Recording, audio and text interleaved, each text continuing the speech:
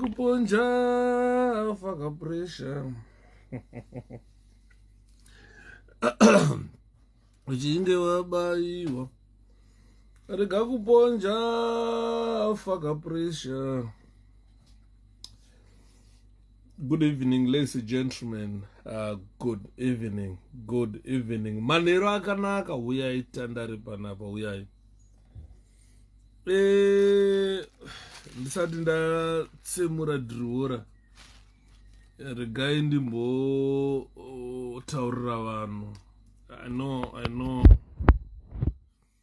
A lot of people are worried, guys. A lot of people, Mkoma Steven Mpeza. A lot of people are worried that when you go live on Facebook, people will start saying, "Yeah, don't say this, don't say that, because you go to prison like Chinyanga and so forth." Guys, there is a freedom of speech. There is freedom of speech in the United Kingdom. This is where freedom of speech is practiced. I'm not going to fear to say what I want because I'll go to prison. No, I don't want to lie. I'm not going to fear to say what I want to say, because if I say it, then someone will report me to the police. I'll be arrested, I'll be charged, I'll be sent to prison. My nunuziri comrade Yuda, mkoma fidza murise, atete mevi, ndaswera maswera se. I always make it clear to Zimbabweans that this is not the first time that I've been reported to the police. This is not the first time that I've been arrested in the United Kingdom. This is not the first time that I've been tortured in Zimbabwe. So for someone to give me advice, I'm 52 years old. I'm a 52-year-old man. 52 years old. And 52 years old, guys. I really understand. I'm of sound mind. And Penge, I'm of sound mind. Whatever I say, I don't drink beer. I don't smoke. I don't take drugs. I don't drink beer. I don't smoke forge. Even in Banje, even in Mzanga, Chavana Kingskid and Madison, I don't smoke. I don't drink beer. I'm sober 24/7. Everything that I say on my platform, I'm conscious of whatever I'm saying. Even if I'm arrested and charged of what I've said on this platform, I am not saying it because I'm drunk. I don't drink. I am not saying it because I use drugs. I've never used drugs in my life. I've never smoked mbanje. I've never even sniffed cocaine or anything in my life. I've got the purest blood. I'm probably the most sober person in my life. Everything zvandotaura panapa ndenge nchiziva zvandinotaura. Even if I'm arrested today, I will tell them that I said what I said because nanchiziva zvandaitaura. That's what I said. This is what I said. And I'm not going to hide to anyone to pretend to be nice to ZANU-PF whilst I know the type of people I'm talking about.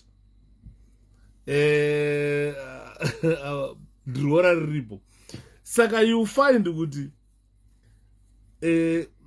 ndaenda kutown, I've seen soldiers, they were like the Yorkshire regiment, they were talking about their displayers. I went there, I spoke to the soldiers. I was even teaching some of these youngsters with I know this is LMG, this is 7.62x51 caliber, this is belt fed, operate was say. Some of them were surprised when I was telling them the skills that I have. And ndikaona SA8 chache, SA8 rifle, 5.62, inoshandisa tunyere tudiki diki. It is just like a stair og. which was made by Austria. I operated that weapon.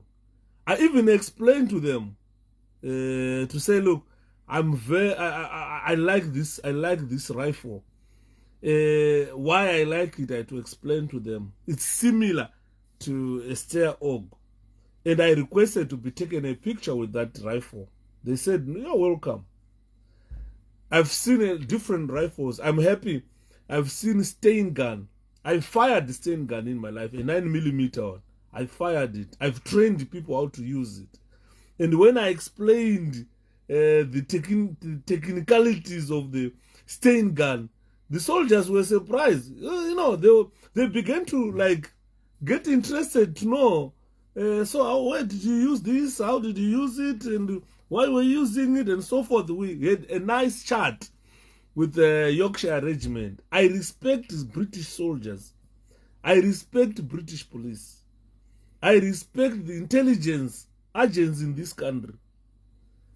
So for people to write, Yuda, uchazosungwa zvakaitwa chinyanga wenda kujeri, you cannot do away with God's plans. If God put it that way, that you are going to be arrested and sent to prison, you can't hide away. You can't hide from that.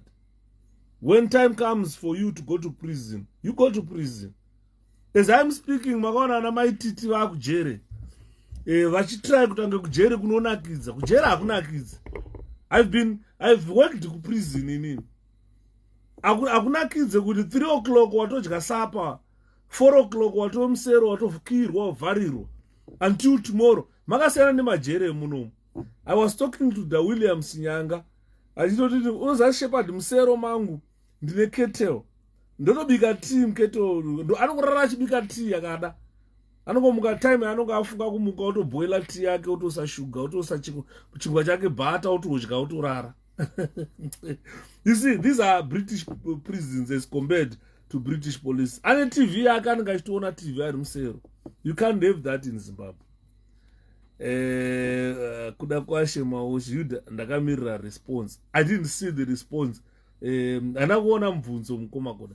Saka when I'm saying what I'm saying on this platform, I'm saying it heartily. I'm saying it really sober, with no influence of alcohol, no influence of drugs, nothing at all.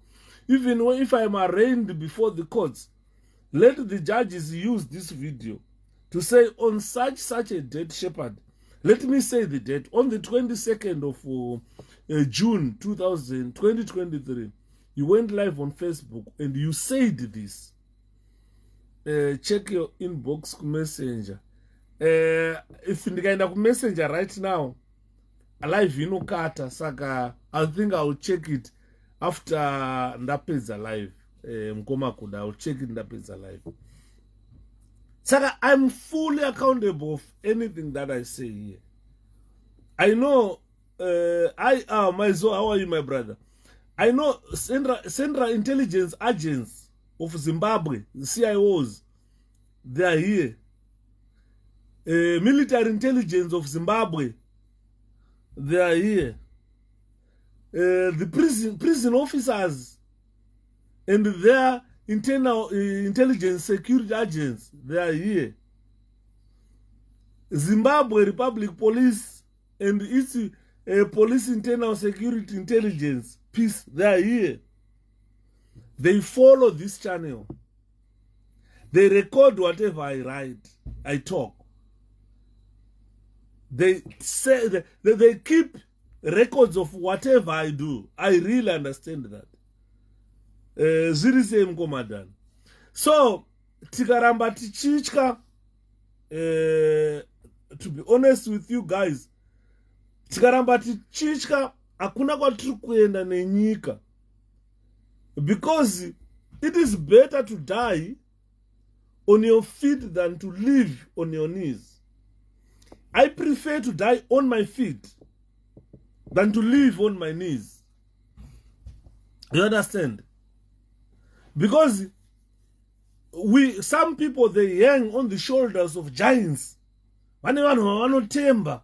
Isusu hatina vanhu vatinotemba. So every time when I come live on Facebook, I express my sentiments, I express my feelings. I say what is really in my heart, deep down in my heart. I've never hidden any emotional or any emotions. Yes. So I am fully aware of what I'm saying. Andina chimochandogona kuhaida. Because when I'm saying what I want to say, let me say it. If it is a crime, let me be arrested. If I commit a crime talking criminal acts on this platform, let me go to prison. And akuna pandichachka kuenda kujeri. That is one thing that I rest assure you guys.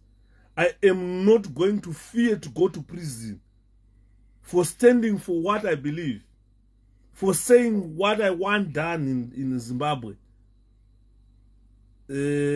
Diriwo rairo vano garam diriwo rembanje vano garam diriwo rairo vano garam diriwo rembanje vano garam diriwo vakomana vano garam diriwo renjanje vano garam diriwo musatambe navo vano garam diriwo rembanje vano garam diriwo rairo vano garam diriwo rembanje garam diriwo vakomana vano garam diriwo rembanje vano garam diriwo musatambe navo vano garam diriwo rembanje vano garam diriwo ravakomana diriwo rembanje vano garam diriwo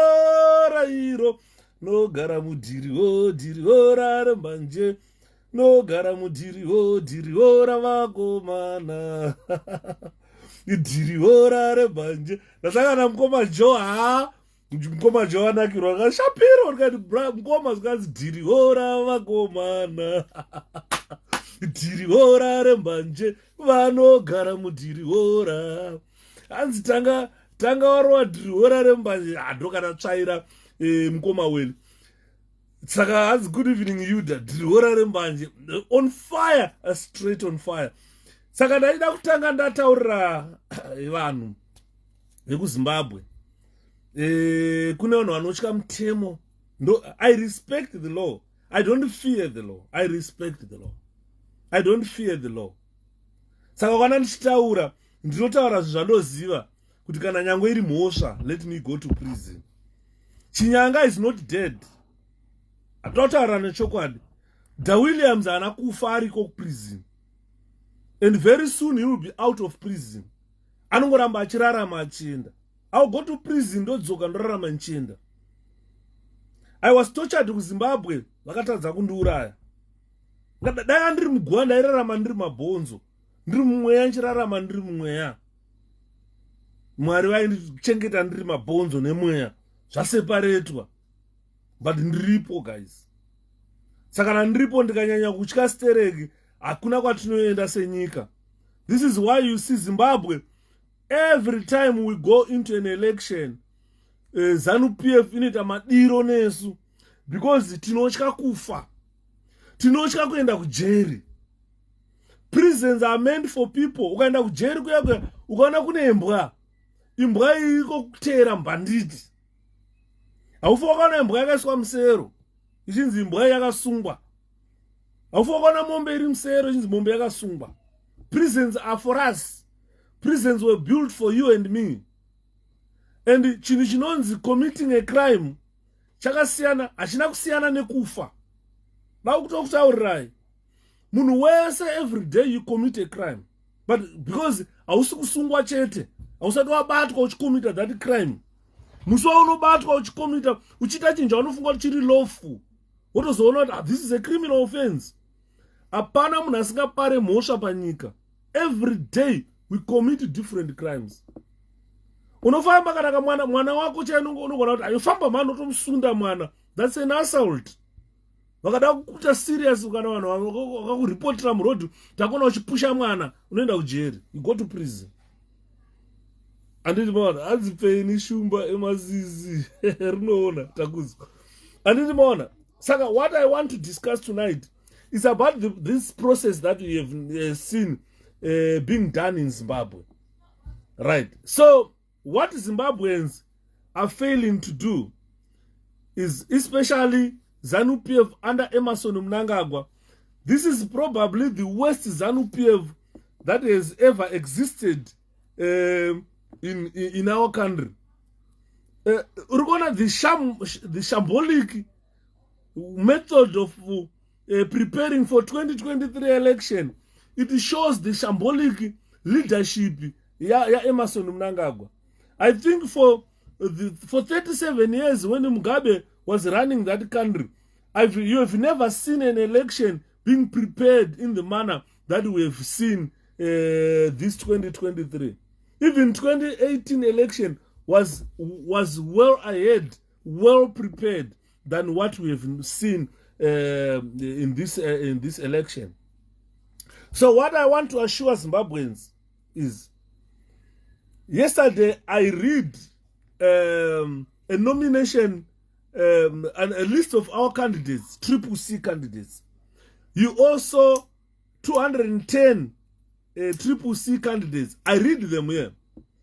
If we are ready to vote for 𝗶𝗶𝘂. Akusina zvekuzi kuchamamiswa munhu rinoona ndezvakudhara zvazve. Ndezvakudhara. I am telling you. This time masamba akasiyana. 𝗶𝗶𝘂 has shown a muscle. It's not using violence. 𝗶𝗶𝘂 ukatona yakatosiyana neMDC, the way they operated. They are using too much brains than muscle. ZANU-PF is trying to use muscle, but with no brains. Understand?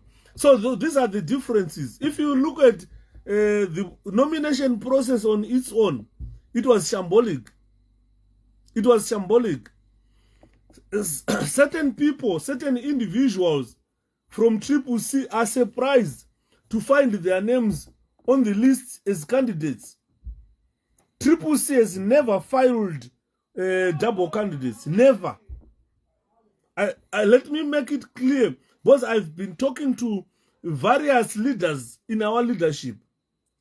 Saka chirisiri kuzikanwa neZANU-PF, mistake yakaitwa nevarakashi neZANU kandi mafazi anonzi mafazi ayo. Ndopandoti kuenda kuchikoro kwakanaka, kudzidza kwakanaka. Kuenda kuchikoro is something that you guys, we must value. Kuenda kuchikoro, kudzidza kwakanaka. Varakashi vatambwa inonzi 10 not neTRIPLE-C. They took 𝗶𝗂's nomination paper. I don't know. Now kuratidza something. Where is that here? I want to show people something. I want to show you something, guys. Let me show you. I want to show you something. I want to show you something. Yeah, this one.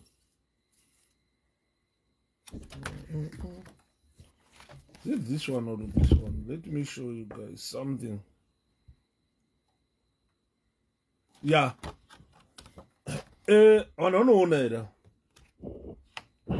Let me try to turn my money. Yeah, can you see this paper? This paper is certificate. Can you see it? Can you see it? If you look at it with the plain eyes, mavara ari paper maumaona. Aya mavara ari paper. Aumaona. This is a certificate. It's certificate welding. Ndakaita welding. No wereda pandiri pa ndiri wereda. Saka if you look at my certificates and look at it,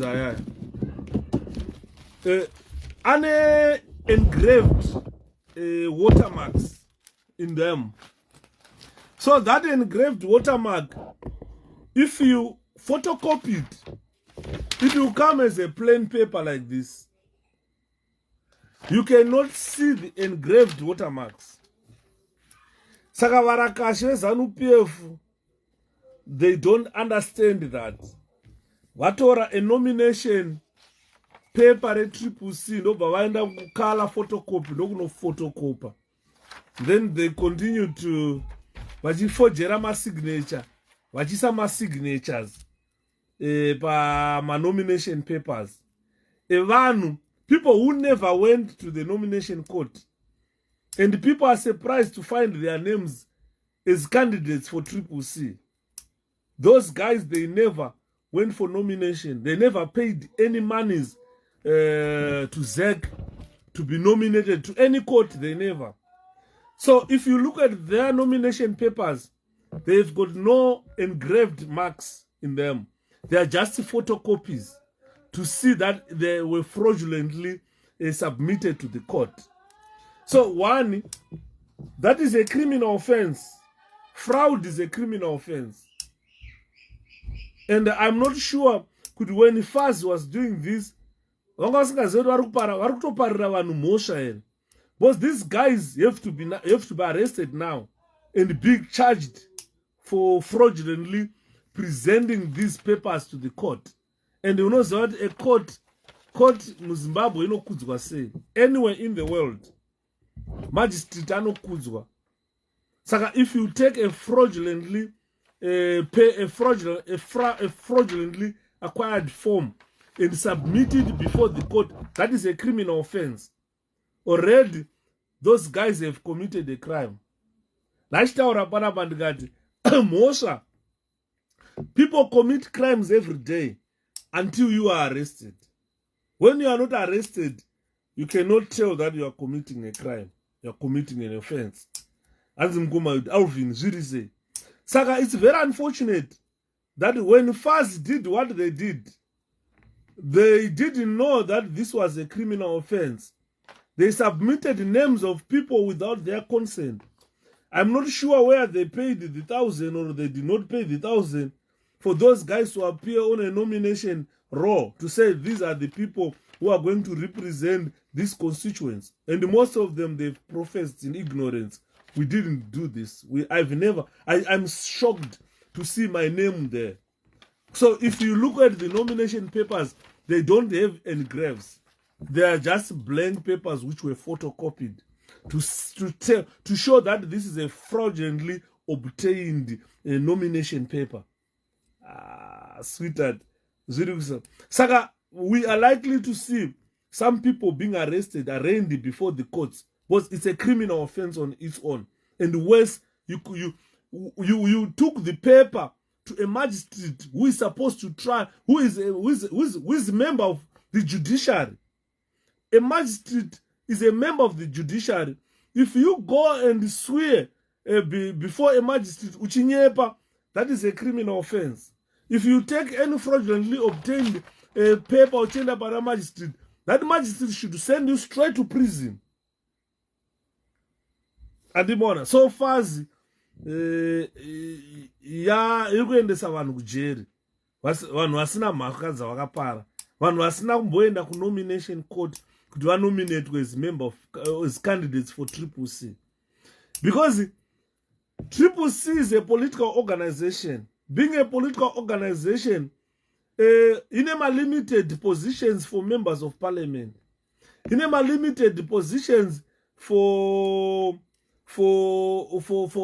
councillors and the president. We only need one person to stand in each and every constituency and each and every council seat, and one president. So if you look, 𝗶𝗃𝘂𝗃 has been overwhelmed by candidates. And what is surprising now, most of these candidates are complaining. Those who failed to make the grade are complaining. The problem is, council has become source of employment for other people. Some people with their families are sending videos on WhatsApp to say, look, please, President, please, your candidate has failed to make the grade. kana ukaenda kuchikoro chaiko patinononyora unoziva kuchikoro munotanga grade 1 mese same day, mopedza grade 1 mese munosvika grade 7 muri musame class, usingarovhe kuchikoro pasina rovha kuchikoro. Musi watinononyora exam mumwe anopasa mumwe anofoira. Saka 𝗶𝗶𝘂 kana tikaifoma nhasi tese kuti tese tiri ma𝗶𝗶𝘂 tiri macitizens, hazvirevo kuti patinosvika pamaelections tese tinofanirwa kuva tiri macandidates, because there is no way 𝗶𝗶𝘂 can accommodate 7 million people to be councillors, 7 million people to be members of parliament. No, we need to select one. And vamwe vari kucomplaina vakasiyiwa. There is a simple reason here. Pakataurwa kuti kuda macandidates vanhu vanomirira 𝗶𝗶𝘂, pakataurwa kaishu kekuti tikudawo munhu ane kana kadiploma, munhu ane kana ma-O levelswo zvawo, anoundastanda mabylaws ecouncil, munhu ane kadiploma kana kadegree, anoundastanda how to debate law in parliament. Most of people complaining today havana ma-O levels acho. Most of people complaining today vamwe vakaeliminate vanoti hana uri kukontesta nemunhu ane degree. Andiriona munhu ane degree wacho iyeye mu𝗶𝗂𝘂. Saka tiri kuda vanhu at least vanoziva zvavanoita kana vachinodebata muparliament. Look what we had when we were in MDC Alliance. We had a council full of dandites. Vanhu vekuti Douglas Monzora paita recall, vamwe they had to beg Monzora because anoziva kuti he can read and write. At least Arim Council is earning something. No politics ziri kurambwa kuti tamu 21st century. Education kunge saize mzera yedu isusu takaenda education for free kubva 1980. Ukaona uri pasaize yemunhu ane 50 years usingagone kunyora, then you are a problem. And can you please tell us about the positivity of 𝗗адц𝗂𝗂𝗂𝗂's ability to be in Zimbabwe for campaign? What does the law say? 𝗗骝𝗂𝗂𝗂𝗂, let me talk because I wanted to talk a little bit about 𝗖쌓𝗂𝗂𝗂𝗂𝗂. Ndaona achinyora kuti I made my mistakes angu but ndinogadzirisa. So one big mistake 𝗗骝𝗂𝗂𝗂 did. It's not a mistake, it's not an error, but it's a failure. Tikuda itaidzamara chete. 𝗗뾱𝗂𝗂𝗂 knows where itaidzamara is. Because these guys were defending Mugabe. They abducted itaidzamara and he disappeared. And they want to come back to us and say, vote me as a president. And Saka, we don't want that. We don't want that. Ameno, KuZANU-PF, but KuZANU-PF, right? They've got two options, either to vote Ngwena or to vote 𝗗骝𝗂𝗂𝗂. I would advise ZANU-PF people to vote 𝗗뾱𝗂𝗂𝗂 than Ngwena. Because Ngwena, if you vote Ngwena, you are just voting vana chivayo kuti vatore mari dzezesa vakontinye kutenga ma-private jets nemotikari vasingagadzire magetsi ari kudiwa kugwanda. Muri kuvhotera vana mutsvangwa kuti varambe vari mumandege vachitenga ma-private jets vachinorara kuAmerica vachivachema ma-sanctions kwamuri. Saka kana vanhu veZANU, ma-die-hard ZANU-PF chaiyo chaiyo, I don't see any die-hard ZANU-PF voting Mnangagwa. No. He has shown to be not a reliable leader, especially in ZANU-PF. Nenyaya gold mafia, nenyaya corruption nokuchinjesa kuna Sakunda, he has sidelined all other ZANU-PF people. They formed elite ZANU elite kekuti kananga kachibhekwa nemasoja ndochete vanenge vachidya kumusoro, ndo vanotuma maini, ndo vanochi, ndo vari kusmuggle gold, ndo vari kuita sei. Saka that is their fight in ZANU-PF. Isati ipindire zvedu. But inini dai kuri kupuwa opportunity yekuti unoudza vanhu veZANU kuti chi ndovati voterai 𝗗뾱𝗂𝗂𝗂𝗂. Because obvious 𝗗뾱𝗂𝗂𝗂𝗂 achingopinda muZimbabwe is going to be arrested. Ndakanzwa vachitaura kuti hanzi flight hanzi chizvia hanzi amene hanzi 34 what zvavaitaura zvazvi. Vanhu vakafunga kuti 𝗗뾱𝗂𝗂𝗂𝗂 apinda muZimbabwe haana kupinda. Anobvunza uri pakuti haagoni kusungwa here since ari kunzi ane nyaya yake. Vanosungana hako kuZANU kuzanu mkomasheki unosungwa kunyange usina nyaya unosungwa kuzanu vanosungana vana Jonathan Moyo vakaenda vachimhanya dzakabatwa pfuti dzichiridzwa dze vari mugotsi vachitiza vachiinda saka vanogona kusungwa kuzanu PF izvo tikutaura honorable Jobs kana vari mujeri haana mhosva yakapara asi akasungwa andona passenger 34 isina kusvika vanhu vakamira hazimba passenger 34 haina kusvika muZimbabwe tazoona yapa press conference kuSouth Africa handimona nyaya tikutaura saka ukaona pachisungwa honorable Jobs kana vasina mhosva yakapara Kasukwera ameno mhosva dzavo ina aitombozive mhosva yakasukwera yanongoziva yakasukwera ndeyekuti ndo vakabhadhaka 𝗖쌓𝗂𝗂𝗂𝗂 akarohwa saka isi tikuda kuti Kasukwera angoti pa𝗖ঽ𝗂𝗂𝗂𝗂 for him kuti aapologize ndakaita mistakes no we don't need an apology tiringoda 𝗖훠𝗂𝗂𝗂𝗂 kana vakamuuraya ngavatipe maremains acho we need to close this chapter and haisi tsono inonzi ikarasika tozotsvaga magnet totsvaga toiwana. So that is the issue.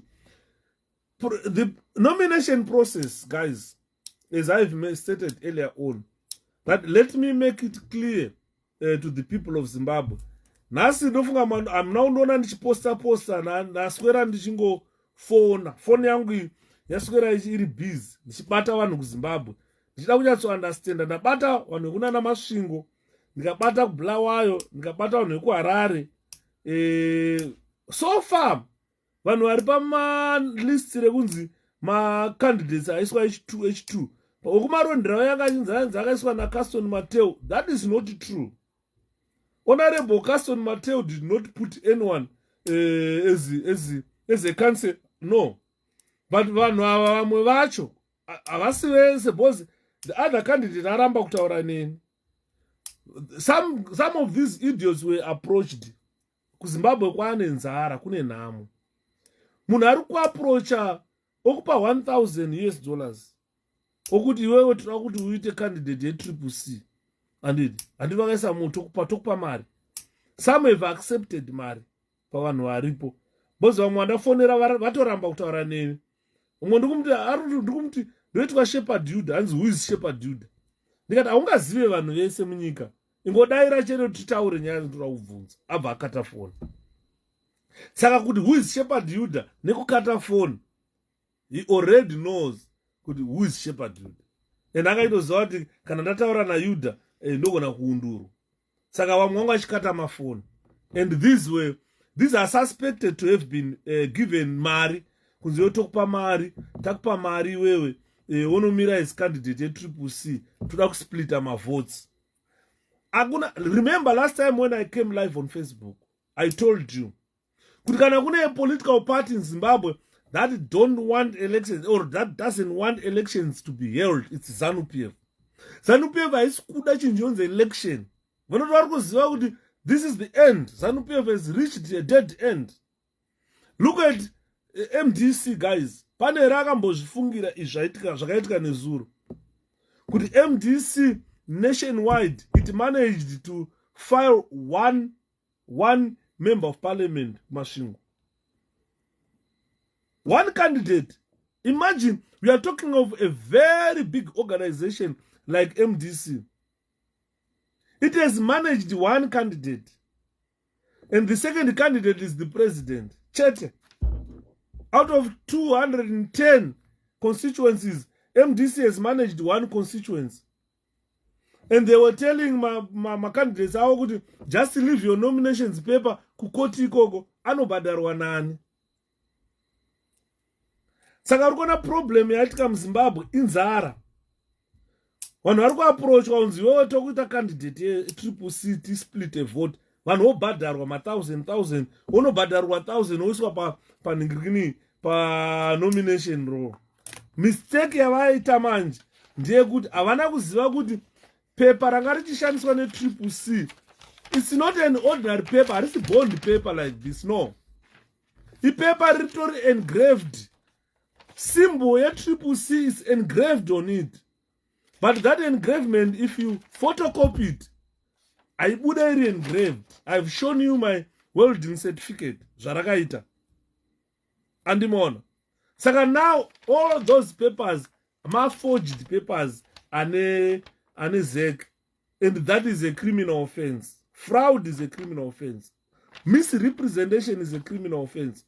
Unoziva ndikauya kwauri ndikataura kuti ndiri mupurisa ndisiri mupurisa, I'm committing a crime. I'm impersonating the police. So I can foresee people being arrested. Yeah, 𝗖𝗀𝘀𝘂𝗶. As makati measure kupta measure akazvimeasure ega. It's very unfortunate. Imagine MDC, political party yatakafira tikata zvirema nzeve dzikarohwa dzikarodoka idzi. No political party yatadza kufielda macandidates. Only one candidate. Nachibvunza tikati kuona baba Abrahama vari kupi? Vana Mashakada kungoremerwa nematumbu azere matuzvi. Hamuna kana musoro unoshamu hanzi economist. Vana Mashakada vana Paurini Mupariwa vaitaurisa vanhu vaive. Where are they? Papa taitaura tikati these are surrogates of ZANU-PF vanhu vairamba. And they were given money. Don't contest. You can, yeah, you can't photocopy a watermark. That's it. And it's a special paper. It's not just an ordinary paper. Chris, Chris Madani, Saka, you see what you are saying. So Zimbabwe is failing. Zimbabwe has failed since independence to hold a free and fair election, a fearless election. Come on, Alex. Zviri sei mngoma matutu. Tiri kutaura rava Abrahama. Unongori simudza dzoro risina basa. Unoziva kuti kana munhu uchifamba une musoro, vanhu vanoexpecta something better kuti Blaza ane musoro mukuru uyo. Kana akagara apa achataura or something. Ona kuti ndochiremerwa nedzoro rakaita serangu. Pakutaura hapana chiri kubuda. Vanototi arida kuti chii. Zvakafanana namudhara wamoti Chiyangwa, Chiwenga, the general Constantino Chiwenga. Ukamona akamira achida kutaura. Zvakada nekudzoa kugusha. Kupera sezipo. Mazitumbu, unoona mazitumbu akadaiso munhu akazadza matuzvi. Ukatomusvina rinenge dora rakatsikwa apa anobuda magreen tsat. But kufunga seko munhu afunge. Ndaraida dai Mwari wapindira chamusatonga. Patasvika apa Mwari, I think Mwari wapindira manje. Patasvika apa ndiribo mukoma ticha zviri sei makadi ani muri kuona zveshuwa tikataura kuti ma-elections arrangement yema-elections yakanaka yakapera naMugabe. Idi Mnangagwa, what is he showing the world? That he is incapable of holding a free and fair election where people will exercise their right to vote according to the constitution fearlessly. ZEC must be impartial when they are preparing for this. And that is a guarantee of a democratic election. Because if people are scared of voting, guys, can they masters and masters tetelav wakanda 50 masters ndatenda mwana wa mani.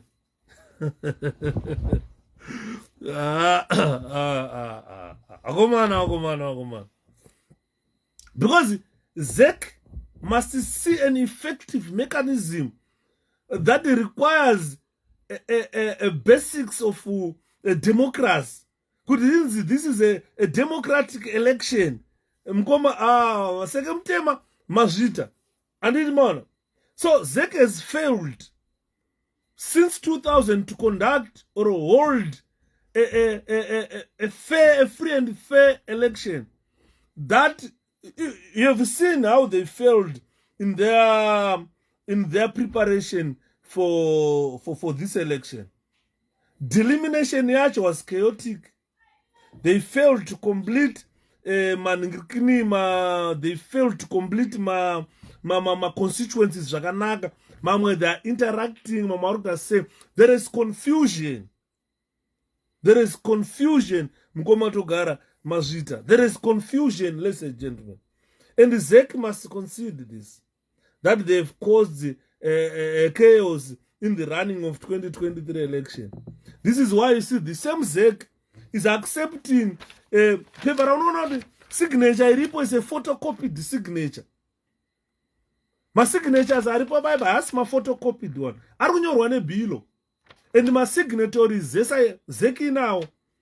Kuti kana munhu achiuya for verification of his papers akaburisa mapepa ake achiti abva kumasvingo, you know who sign in masvingo. Anosaina kumasvingo ndiani? Atete Max Mazvita.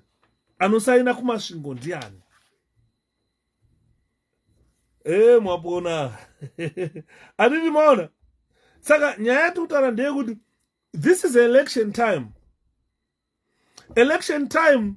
This is where politicians must think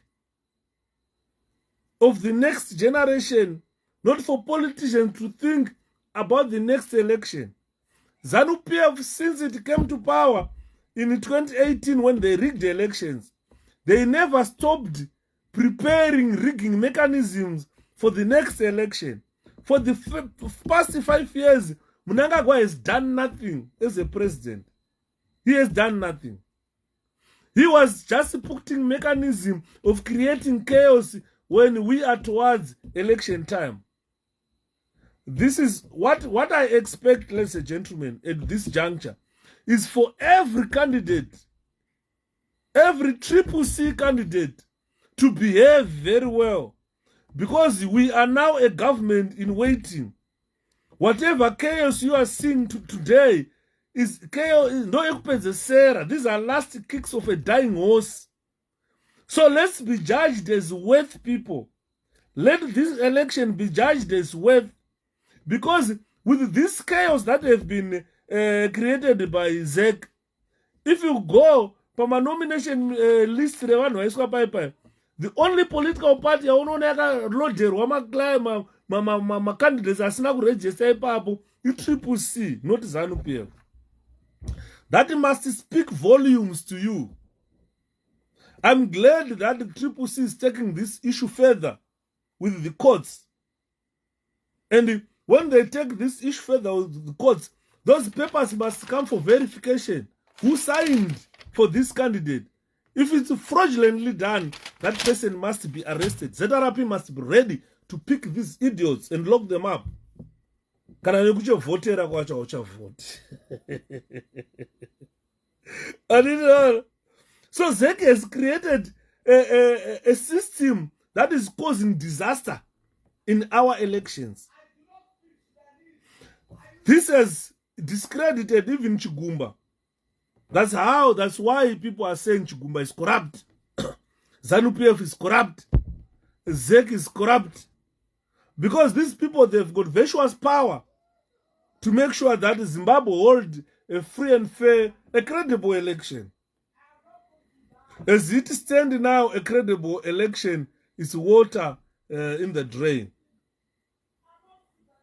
The situation has created a very weak platform for us to stand and say this election was free and fair. Because the nomination process, ladies and gentlemen, this is a critical first step in any electoral process. It's not done in Zimbabwe only. It's done everywhere where elections are held. That means it is a first step of any electoral process.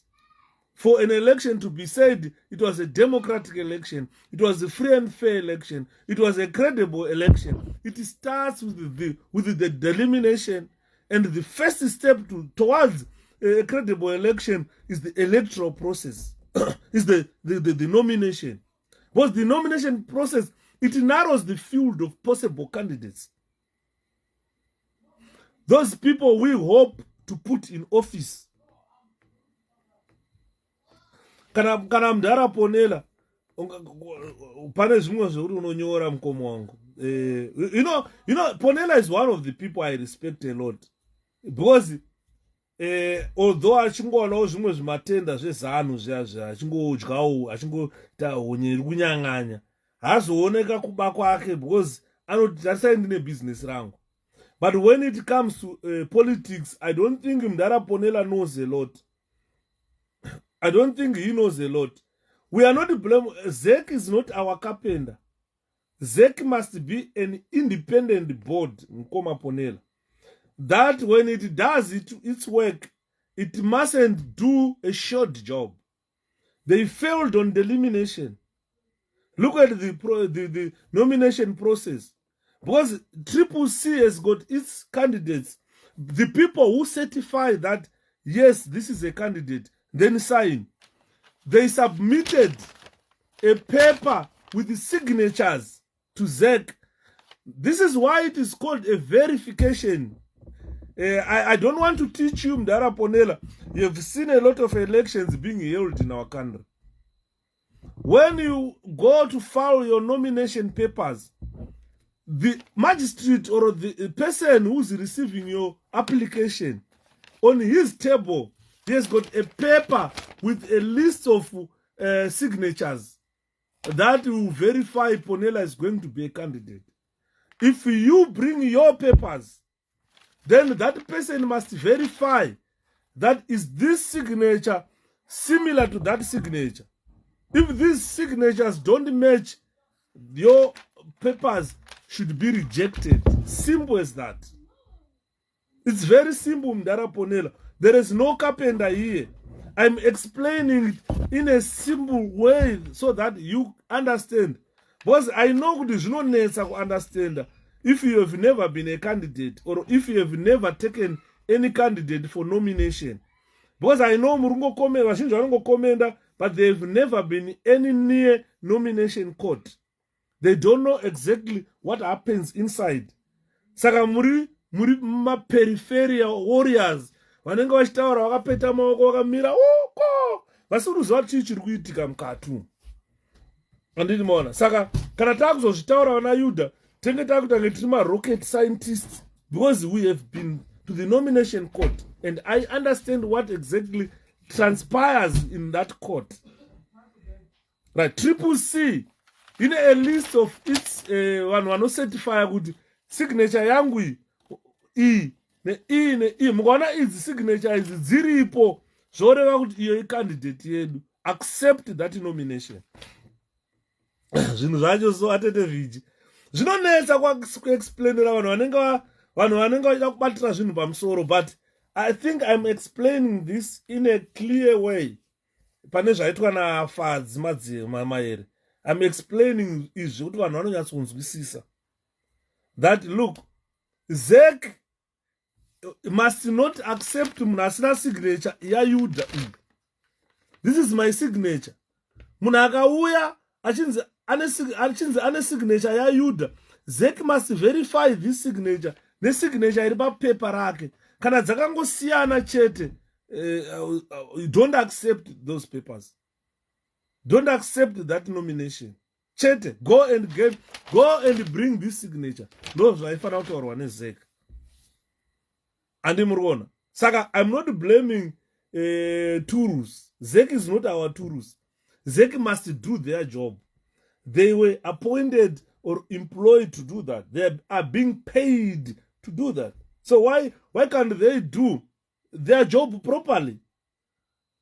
Andi murikuona mukomaponera. Saka zvinonetsa kuexplainera munhu asina kumbopindana nazvo, asina kusangana nazvo. Zvakafanana nezvanaitaura zvezvekuti vanhu vanotaura ukataura zvakati uchaenda kujeri. Munhu asati amboenda kujeri, munhu asingazivi kuti kujeri kwakaita sei, munhu asati ambosungwa muupenyu wake, haangonzwa kuti chinyanga akasungwa. He doesn't know kuti chinyanga akasungirwei. Andimona. Saka panapo tikataura panapo nomination process it's a process that should narrow the field of possible candidates. Kuti macandidates akati ndo atiri kuda ndaraundifonera. Ungatedzere ponela chake chaanoziva zvimarambi. Anongoziva kubata zuva achiisa mumabhatiri achitengesera vanhu.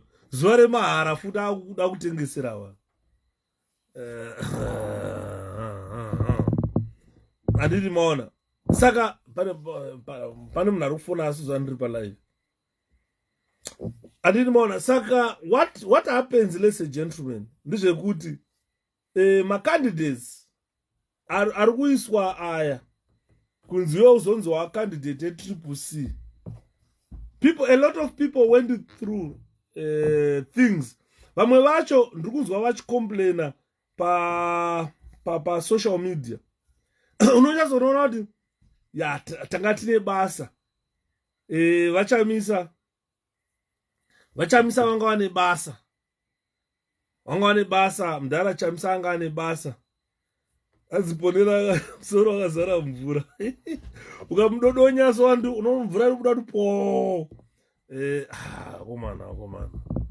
Ukamudodonya so mvura inoti po. Bonela.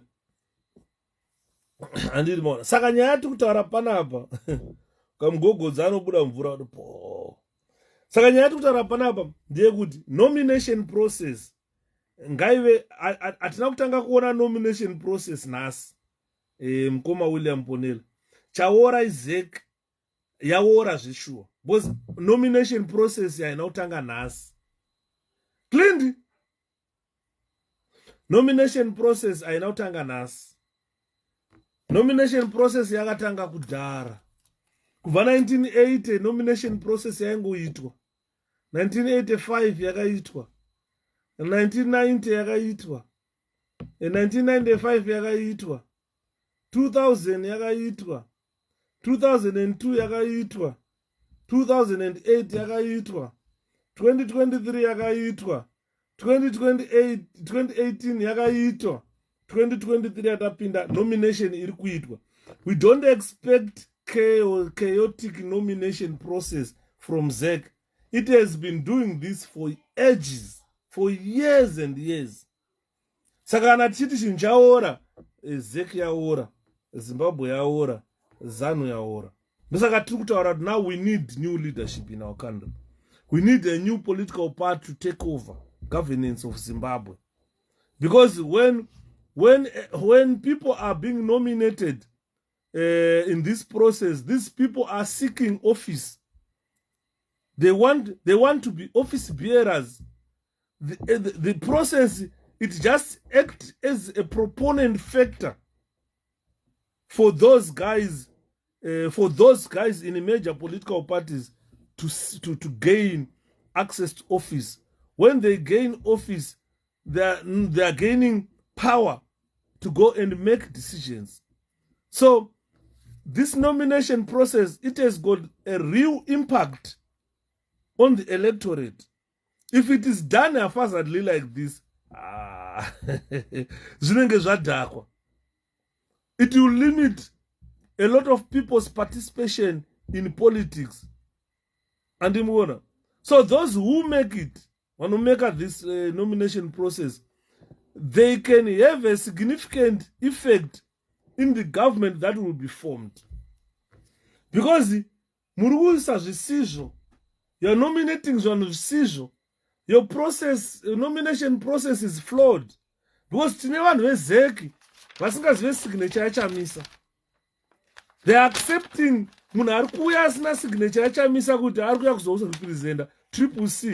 Mitemo iripo yeZEC. Even the constitution says it. What are you supposed to bring for you to be accepted? Network yenyu mukoma. Network yanayo kuno kundine 𝗓𝗊𝗋 mukoma Ponela.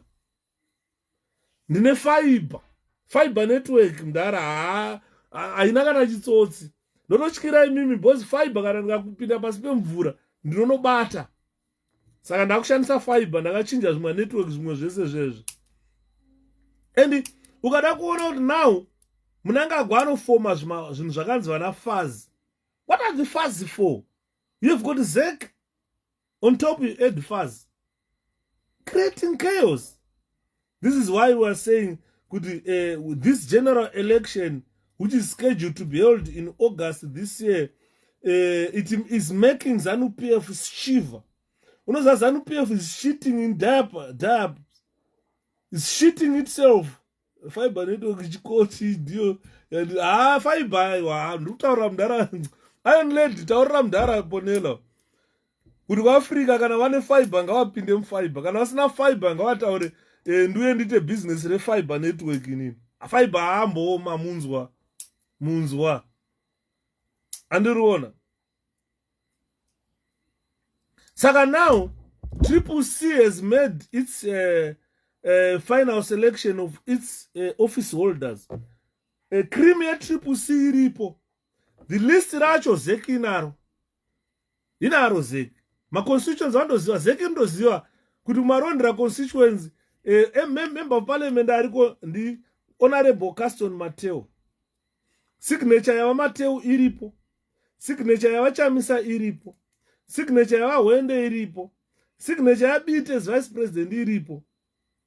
Signature ya provincial chairperson weko iripo. Vanawo ma signatures acho. But chiri kufaila ZEC is just to verify kuti signature iyi ndiyo here. Iyi yakanyorwa nebhilo here kandi iri photocopied. ZEC has failed to do that, thereby registering bogus people kuti vanzi ndive 𝗚𝗚𝘂. Unfortunately, they have committed a crime. Nobody achitaurira vanhu ndikati vanhu munopara mhosva so musingazivi kuti you are committing a crime. Clint vana vangu ka andimona. Some people are committing criminal offenses without knowing that they are committing crimes. How can you take a forged paper before a judge, a forged paper before a magistrate? Ndokurunzi kuedza rwizi negumbo. Vakamboyambuka rwizi mupaziva imi kuti kana wasvika rwizi rwausingazive usaisa gumbo, tsvaga chimuti. Unfortunately, kune vanhu vaedza rwizi negumbo and unoerera because a forged paper before a court is a criminal offense and carries a prison sentence. Kana yanga iri fazi yacho ndo zvimwe zvinotaurwa kunzi vanhu munofanira kudzidza kwakanaka. Next time ndakati kana vachamisa vakapinda vakutonga nyika yeZimbabwe, vanhu vanofanira kushanda muintelligence yenyika yeZimbabwe, vanhu vanofanira kuva vari intelligent. Kwete ngonzi intelligence usiri intelligent. Kune vanhu vanongonzi vari muintelligence unit vasiri intelligent. You need to be intelligent first wozoshanda muintelligence department. Because iwe kana usiri intelligent, you end up wakufotokopa paper rine watermark rekuti kana ukadaiso watermark iyi haichaoneke, it's a photocopy. Andiona obvious uri kuendesa vanhu kujeri. That means you are not intelligent enough. You cannot recognize features kuti paper rakamira sei. Ndakamboita case imwe yandakamboita yekuforensic science yeforgery yemadocuments iwaya. Kune mumwe munhu akaforja signature yaHitler akanyora diary rakanhongwa amene akanozoona kanda sei diary rikunzi rakanyorwa naHitler. Ndobva rauya kulaboratory rakaiswa kuGermany kulaboratory. Ndobva maforensic scientists vaita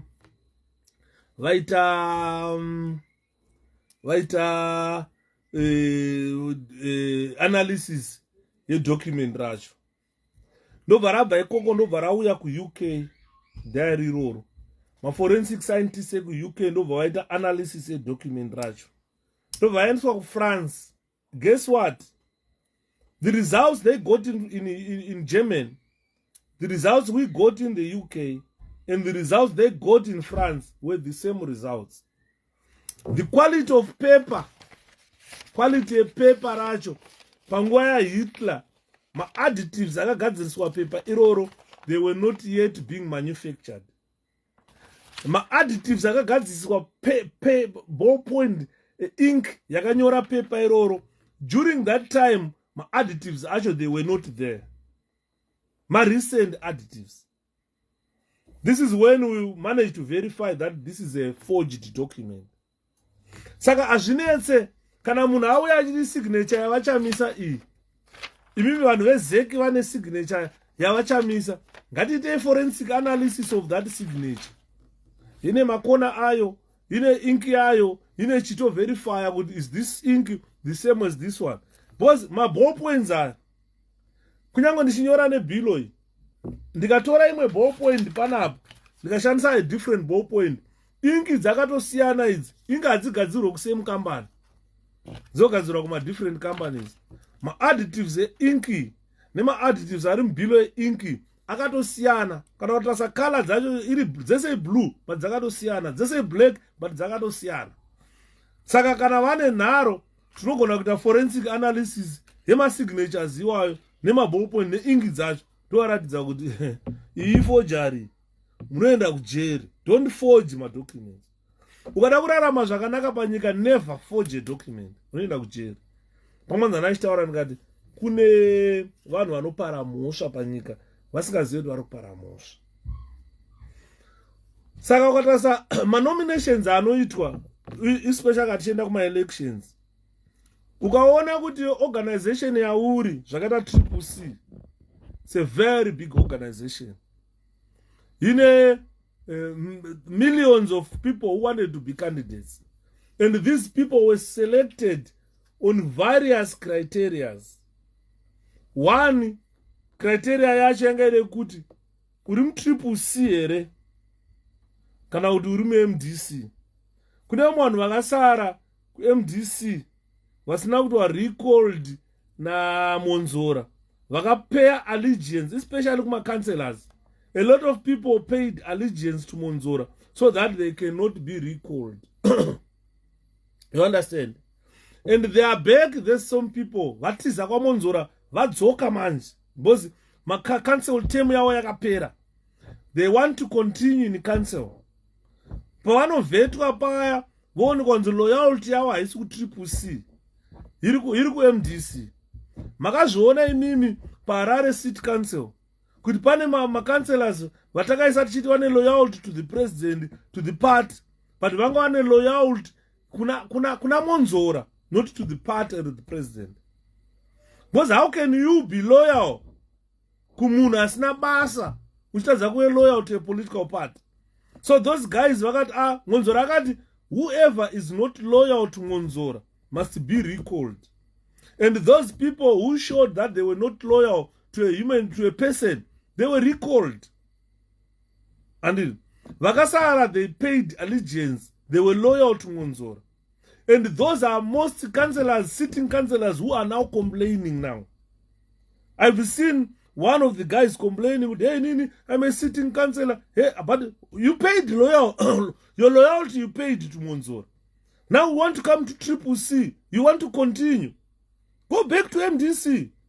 And ndokawakati iwe unoda Monzora, enda kwa Monzora. Pay for your money.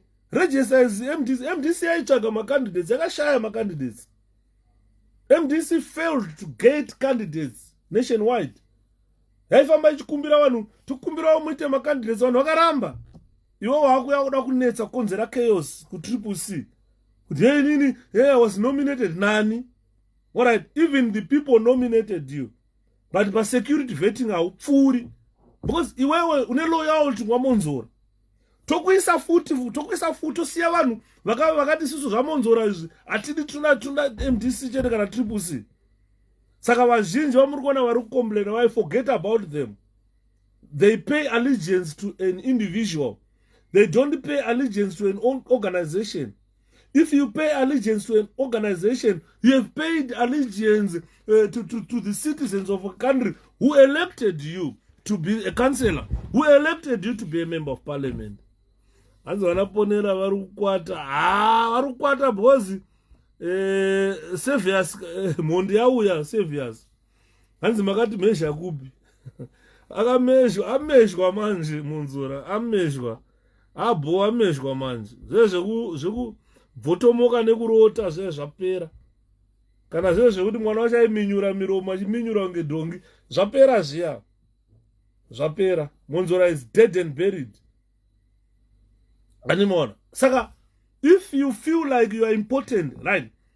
Let me tell the people now who are complaining.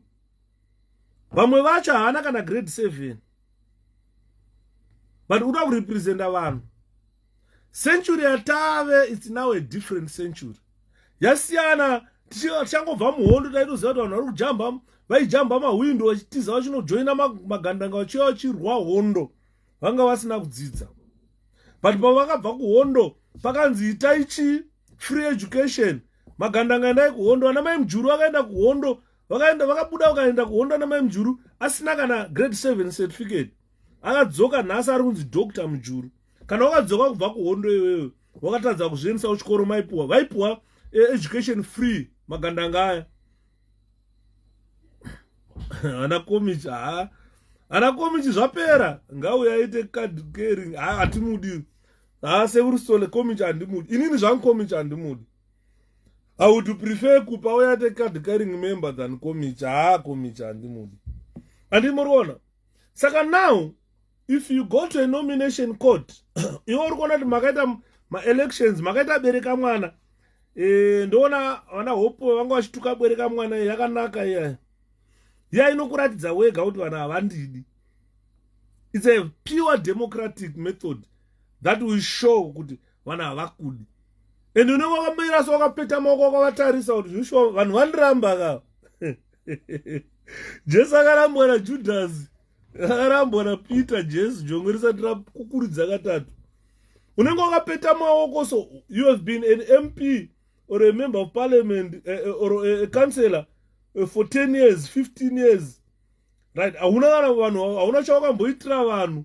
Kana kutengerawo kana sweet chaichayo kana kuti zvimakira zvinocheka rurimi zvezvo kuti svisvinayo komana tichitaura. Hauna.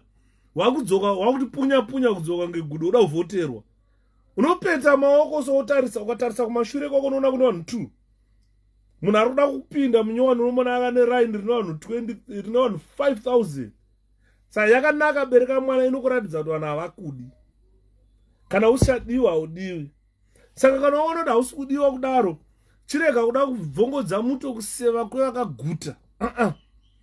Chienda unomira as independent candidate. Wakuda 𝗶𝗶𝘂𝗶𝗶 futi yanaka chi. Enda unomira uri independent candidate. There are a lot of ways you can gain nomination. If you want to be an independent candidate, you are the only one ane signature iripo. Probably nevamwe vanhu vanoti vanokuziva kumaraini kwako ungosaina signature.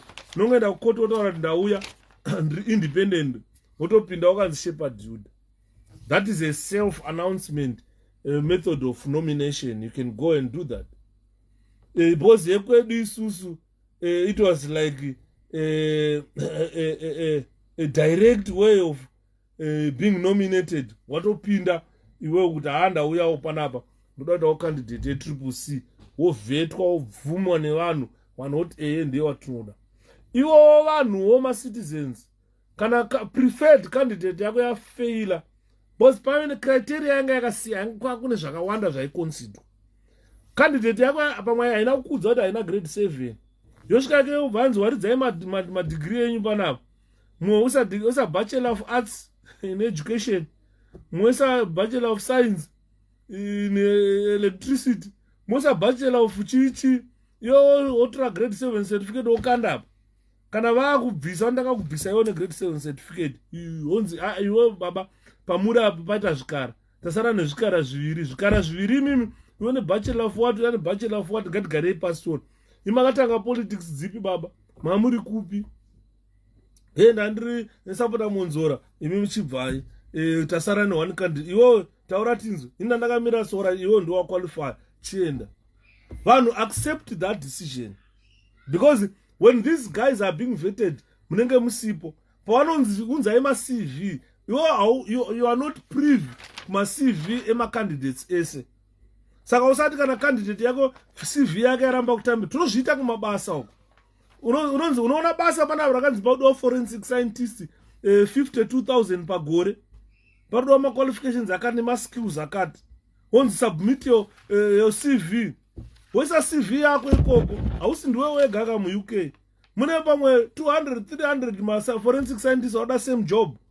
Saka CV yako inono screenwa, kana warega kutorwa iwe wobvota kuti nchada zveforensic nekuti handina kutorwa. Hauna ma skills are required for you to be a member of parliament. Hauna ma qualifications and skills required for you to be a councillor. Takaita problem neHarare City Council. Ukaenda kuHarare City Council zvozvo makazara marara mu City Council. Once go metu akapinda sei paEPO, you should have gotten rid of those who stayed with Monzora. Metu ndiye akazowisira Monzora pasi kana ai mukomapita. Makanganwa here. Musamudherera metu. Metu ndiye akazowisira Monzora pasi kuti Monzora apere zvaita zvindi metu. Andimona mukomadeni muri sei. Saka if your candidate failed because cannot meet the required criteria, usachema kana kupopota, muti hard luck, kana anga asina degree, chimtomuudza kuti next election wada kupinda, enda kuchikoro izvozvo. Go and 3 years time unenge wane degree. Andini muri kuona, 3 years time unenge wane degree. Mukomapita metu mamukanganwa here. Metu akagarisa Monzora pasi metu. Andimona. Ndichatoita iri presentation one day. Ndichitaura about metu and other guys. Vakagadzirisa Monzora. Vafana nemupana youth yakaloka harvest house yakataura Monzora upindi pana. I doubt kuti vakatadza umitawo kansela ne maybe pamwe haana zvatiri kutaura izvozvo zvekuti usagumbuka nokuti hausi kuziva kuti candidate yako yafela papi. Ini ndogona kuendere forensic scientist, mwari forensic scientist, ndogona kudyirwa experience. Kunzaiwa tazowana, ndakamboenda kuinterview kune imwe ward orthopedic ward. Ndoda kushanda muorthopedics, ndoda kushanda nezvemabhonzo nemaoperations. Ndakaenda kuinterview kwekwe. Ndakarishaya basa. Zvikanzi tawana munhu ane experience, you have just qualified. Andiri kuona nyaya yatikutaura. But inini ukada kutarisa maqualifications angu, ndine 4 degrees higher qualifications than munhu wavakatora. But because ane experience, ane degree renursing chete, indikanzi aiwa iwe taona munhu ane experience, atoda kuti pabasa iri. Indikarishaya. Saka handifaniri kuramwa kuti ndashaya basa, ndanyimwa basa randira kuda. You understand? So tikada kutarisa this nomination process yakaitwa, the process is wrong from the beginning. ZEC is wrong from the beginning. It's just a time wasting. Notonitsvangirai junior anorowa muliswa here. Save vanorowa muliswa. Ko muliswa ari kuitei kunotoni? Muliswa haana chaari kuita kunotoni. Haana. Muliswa chaanongogona kuswera nevanhu vemunotoni achivatengera doro chete. But hakuna zviriko zviri kuitwa. Hapana opposition member of parliament kana kuti independent akamboita something chinooneka chine musoro kunzichi. Kungoswera nevanhu uchivatengera doro, uchivatengera hufu, uchiviga vafa chete. Zvandaitaura zvezvo ndo zvakakwasa tendaibidi. Saka Save ukuvanohwina, hapana chinovatadzisa. Muliswa has been there twice and people vanhu vakutoona kuti Muliswa muzano. Rona mistake akatatemba Muliswa. People thought he was independent and later on he admitted on ZANU-PF. And on. So voting Muliswa Munotoni is just voting ZANU-PF.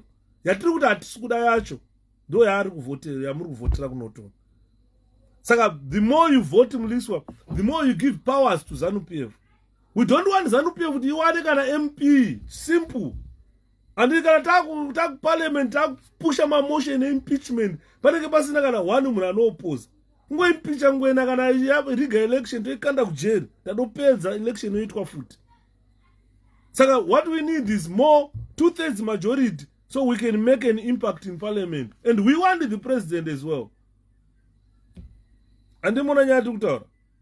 Saka kana ona iwewe kuti vanhu vari kukuda sterek, kana one sure vanhu vari kukuda. Bozi vanhu vazhinji vari kudiwa nemafamily members avo.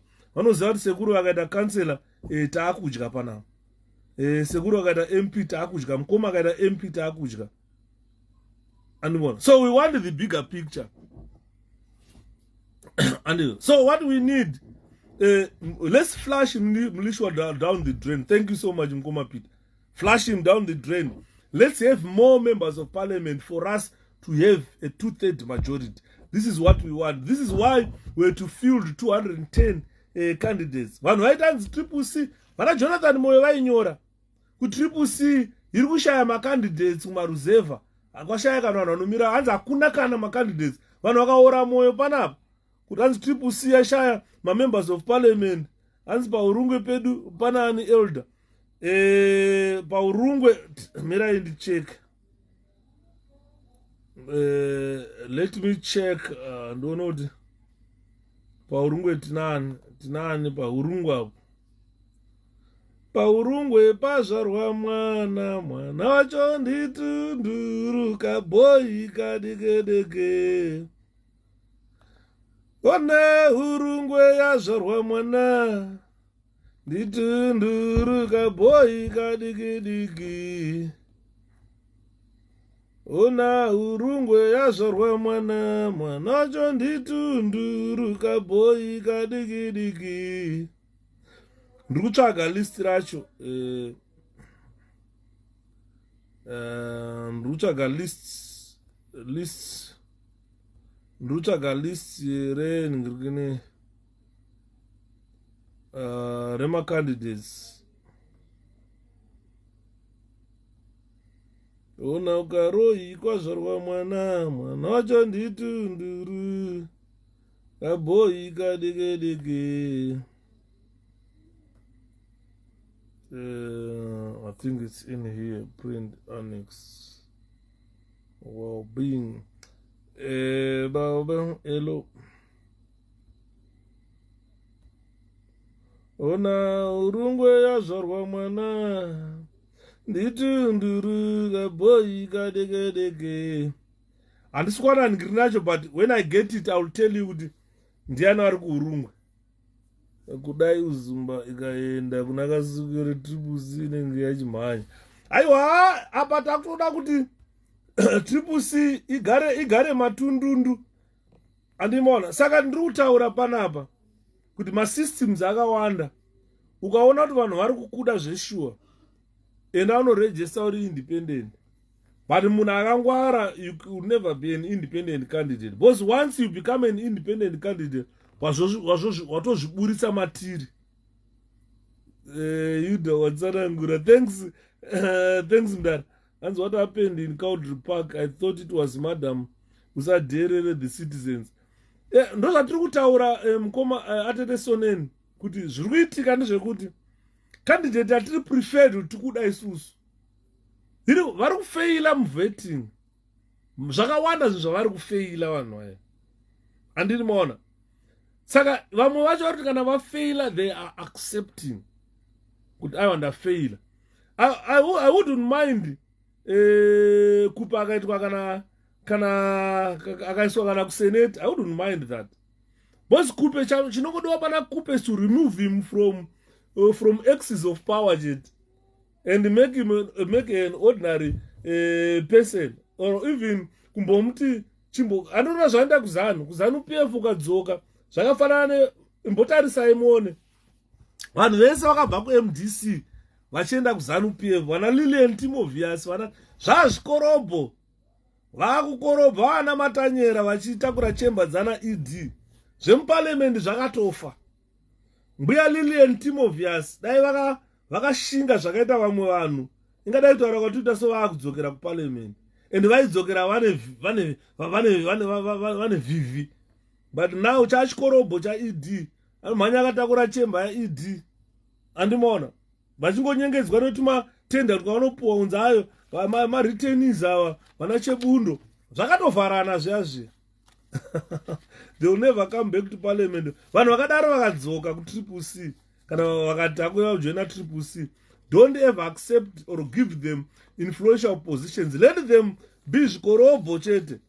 Zvazvikorobho. Zanu ikada kukorobha, inotora Lilian Timovius yokorobhesa yokanda uko, inotora Chebundo yokorobhesa yokanda uko. Hapana zvine musoro zvichabuda paya. Saka muchona achitaura kuti mukaona wana Shepherd tiriona chatagwinyira, hazvinotoda kubenefita. Ayo toda kuti vanhu veZimbabwe vabenefite. Hazi kupa hatitomudi ngadzoke kuna ED arufida hove nekunofamba mumunda webeans. Hatiti mona. Saka nyaya yatiri kutaura panapa ndeye kuti let's allow those people who were seconded by the party to be party bearers. Those nominees, we've got a presidential nominee. Our president is none other than Nelson Chamisa. Then we've got those nominees who were nominated in constituencies. Let's give them support. azvireve kuti iwewe kana wafeila kupinda wakusaboteja party wakubuda uchicomplaina. Now you find every Jack and Jew has become spokesperson of the party because you are discontented and you are expressing your discontent to the whole world. And saka tiri kutaura kuti isusu we don't want such people. Vana Yuda taimbodawo kuitawo makansela. Ingadai ndakabudirira kuitawo kansela yokuward 9. But nguva yacho iyoyo zvairema. Zvamuri kuona zvaakuitwa zvino izvizvi. Zvairema makore atakapinda MDC 𝗚ci𝗂𝗶 takati nevhevhe. Wanzwa? Waiti ukafamba usokanzi munhu MDC taifamba takamisa makora tizvite machinja. Saka what Zimbabweans want? We want the best man for the job. We want the best person for this election. We don't want tsanga yekuti mvura ikazara inenge ichishekwa haichazivi kuti yodzurika here kandoita sei. Toda munhu asingashekwe. Munhu asingavhunduki. Munhu akakuinga ne1000 tasaimone vanalinda masarira hanzi vakaramba $1 million. Hanzi akaudza Benson Matinyararire palive akati ndakaramba $1 million ye-US Embassy. Musuno yanga akunzi nayo, do you know, if it was true for Linda Masarira to get $1 million, she was never going to work again. Why? Let me tell you. A prison officer, a soldier, a teacher, a Air Force member, MCIO, kana akashanda say for 20 years, afaka wana mari inosvika $300,000. Aisvike mari anohora every day. Ezvinezvi vari kuhora $15 pamwedzi, anditi $15 pamwedzi. Pagore vari kuhora $180 pagore. Anditika pa 10 years vari kupiwa 18,000 in 10 years. Munhu ari kuhora $18,000 in 10 years. In 20 years ari kuhora $36,000. Mari iri kuhorwa nemusoja nemupurisa nemugadhijeri wemuZimbabwe kana akashanda contract mugovernment for 20 years hafa akasvika $200,000. Mari yaanohora take home haisvike. Saka dai Linda Masarira dai akaziva kuti $1 million yaitaura dai akapiwa $1 million aitenga suburb kuBorodale. 200,000 aitenga suburb kuBorodale. 100,000 aitenga motikari. Nyowani aenda kukroko unosvika kubuda nefortune yake Nyowani. Anditika otora 100,000 otenga household property. $400,000 yaimukwanira zvaida zvese in life. Osara ne$600,000 yaanenge achingotora dhora achitenga chingwa for the rest of his life. $1 million imari yekuti kana ukashanda sei uri mugadhijeri mupurisa musoja haufa wakaibata mari iyoyo. Achapezera taku UK nemasiyo if we don't vote. Pakana ndo chokwadi mukoma chaparadza. Vanhu mukarega kuvhota zvakanaka topesera taakudhiraivha chembere tese kuno. Because mbobvunzai vanhu vakauya nemacOS visa. Kana une hama yakauya kuUK neCOS visa ibvunze kuti bhururu kwakaenda kuri sei kumazuva ndadzoka uko. Vamwe vakadzokera kumusha. Mwakaenda kumusha. Unoswera uri mutauni uchidhiraivha chembere. Ichikuudza mama. Oh nayo. Darling. Zvimwe zvacho hazvitaurike zvinoitika paipai. Saka you find kuti iwe unenge wakasiya basa kuZimbabwe pamwe wanga uri manager. Okay. Uchifamba nezifortune rero uchinzi manager wawo uchipiwa tebhuruko. Wasvika kuno kune COS dead wakupinda muke home. Kuseni ndo pane nyaya kuseni. Makuti around rekunochinja mapads. Hadi paunoona manje kuti wrong job. Andini maona. Anyway, nyaya dzati kutaranidza kuti if we don't vote wisely ndokwatichafira ikoko tichingoita. Vanhu vachapedzera vangotiza nyika inosara yaezano. Vanhu vanotuma mine. So, what we want, ladies and gentlemen, is we want Zimbabwe government to make sure that the country, this election is held democratically. The government substitute stupidity and ensure that democracy or competence takes charge. Because as long as we continue with an incompetent ZEC, Zimbabwe Electoral Commission has already shown that it's an incompetent organization that cannot run a transparent election. And more.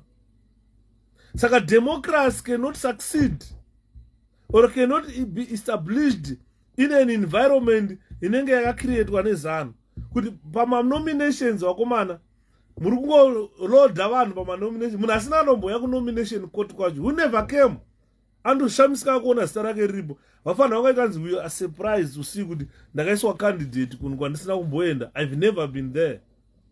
Saka kukoti nezeki tinobuda here, tobuda sekurutry. Tinobuda andimona. Saka this is why you see the ZANU-PF government has never succeeded in anything, because without free, honest and accurate elections, there is no government that can survive anywhere in the world. Ndikakubvunza kuti zvinezvi ukabvunza mutuli ncue kuti vancue vamutuli ncue chii chiri kuitika in terms of inflation, kuti dhora renyu rirohwe marohwe rwari kuita rakagara muaccount mubank riri kurohwa nei? Mutuli ncue has got no answer.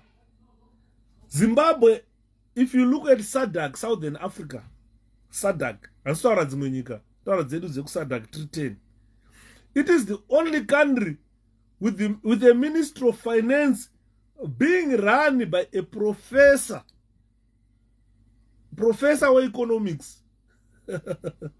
As anoti geje. Guys, muruzwa zvandurutaura. Your country in SADC, it is the only country in SADC with a finance ministry being run by a professor.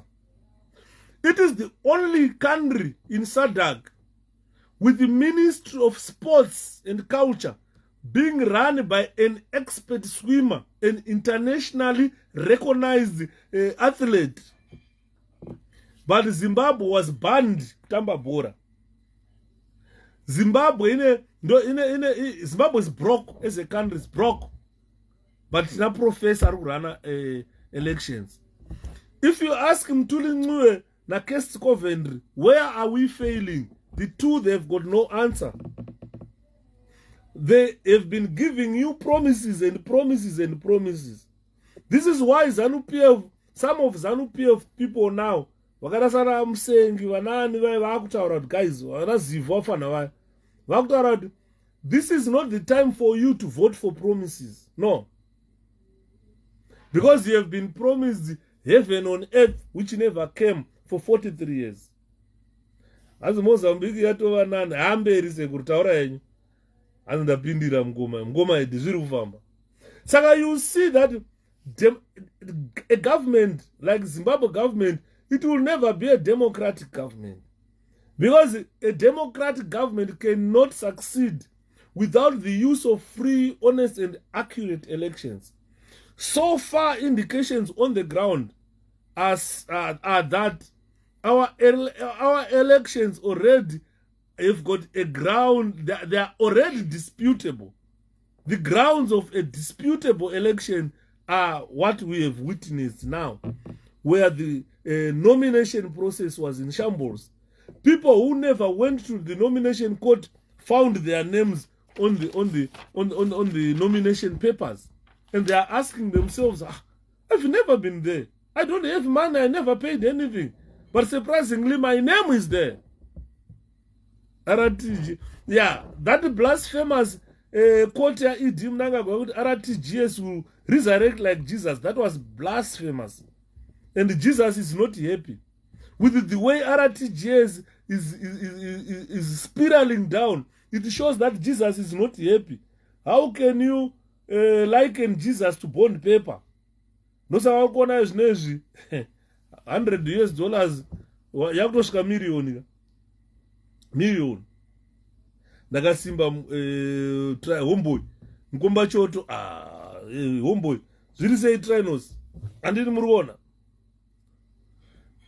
Saka if we look at internationally,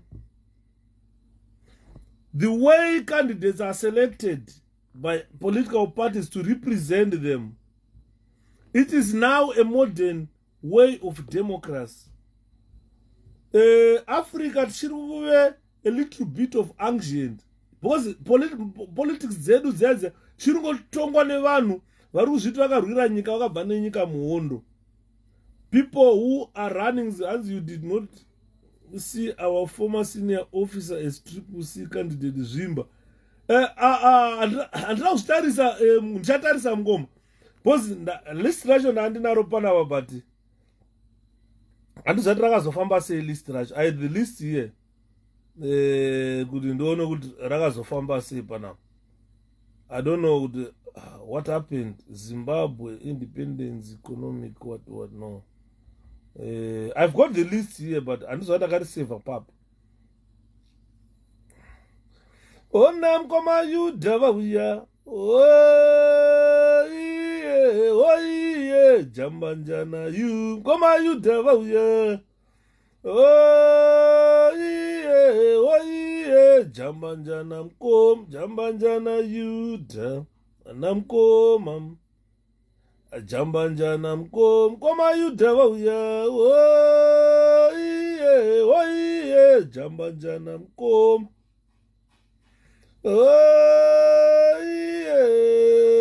jambanjana mkom. Hanzi voice rako harite kuimba ndikati isa magitari uno unotamba yo handakakanda list mcomment section makaikanda tete. Ini ndiri kuitsvaga ndakaiona pawhatsapp ndandakaisa pawhatsapp yangu ndobva ndaidownloada because I didn't know kuti I'm going to talk about the list again today because I dwelt much on it yesterday. So I'm like, need that list again. Riripo, I've got it.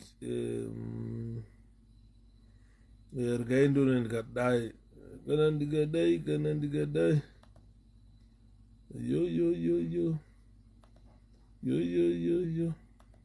Ndikutsvaga hanza urovi akazodii mukoma 2000 pakarohwa munhu parengi paya.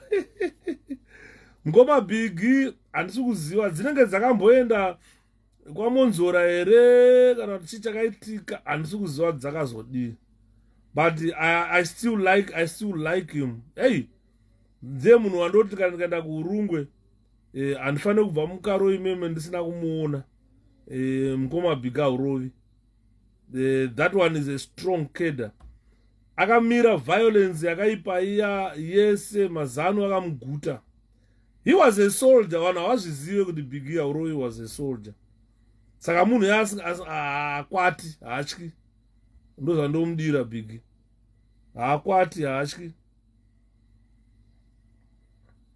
Ona mkoma Yuda vauya oiye jambanjana mkoma ya oiye jambanjana. I can't find it, the list. Remove WhatsApp mango. Let me see. WhatsApp. And atumira WhatsApp going. WhatsApp yacho manje, I can't open it in real life. You know, Kata live. What I can do is let me try to, but still downloading it here.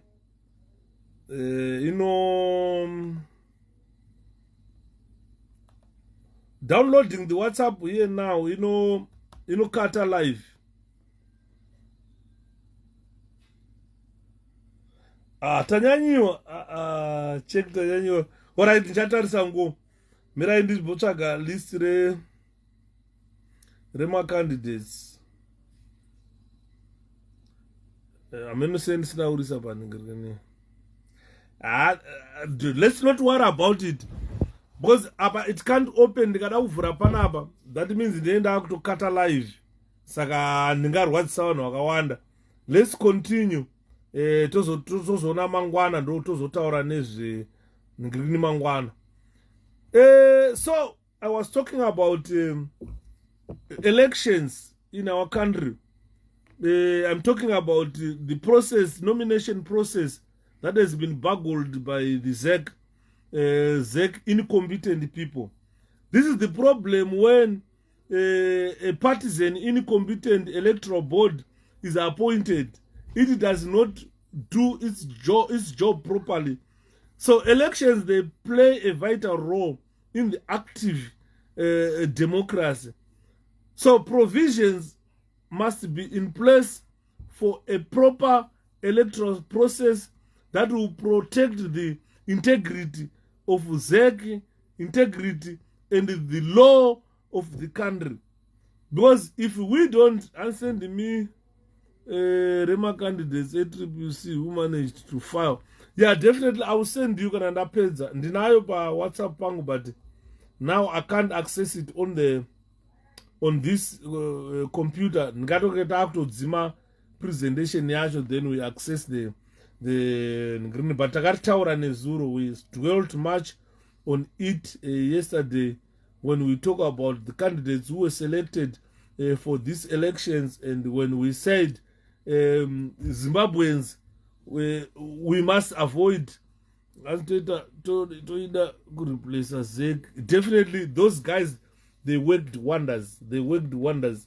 They were given a short period of time to compile this, and they managed to compile elections. They voted, they vetoed and voted, and ensured that democrats played a role. Saka vari kushatirwa, vari kugumbuka vaya, vari kuti saka inini ndakatadza kuqualifya, beta dai vakaisa nhingi kutorongerana kutoita family affair, kuti handei kuTCC tonorongererana ikoko mhuri yese tidye tichiguta tiri macancelors. Zvaramba handafarira pelanda vashavalala in a gift ostalo siziva. Yeah, let's hope he's going to represent the people of that constituency zvine musoro. Because remember, taive members of parliament vakaita sana 𝗗𝗂𝘀𝗂𝗂𝗂𝗂, they were very good speakers, but when it comes to represent his constituents, he was like zero. 𝗗𝗂𝘀𝗂𝗂𝗂𝗂 akatiza constituents kudzokera kuzanu. Zanu yabatwa chepakati, it's so in disarray. Zanu PF haichatozivi kuti yoita sei. Andimona iri in disarray, especially kuti patakuuya apa kuti vanhu vakuenda kunovhota. Nanzo vanhu vanga vachitaura, regai nditaure nyaya yanga ichitaurwa nevanhu panapa yekuti already 53 council elections ZANU PF is won. Nyaya iyoyo haina kundiitira zvakanaka.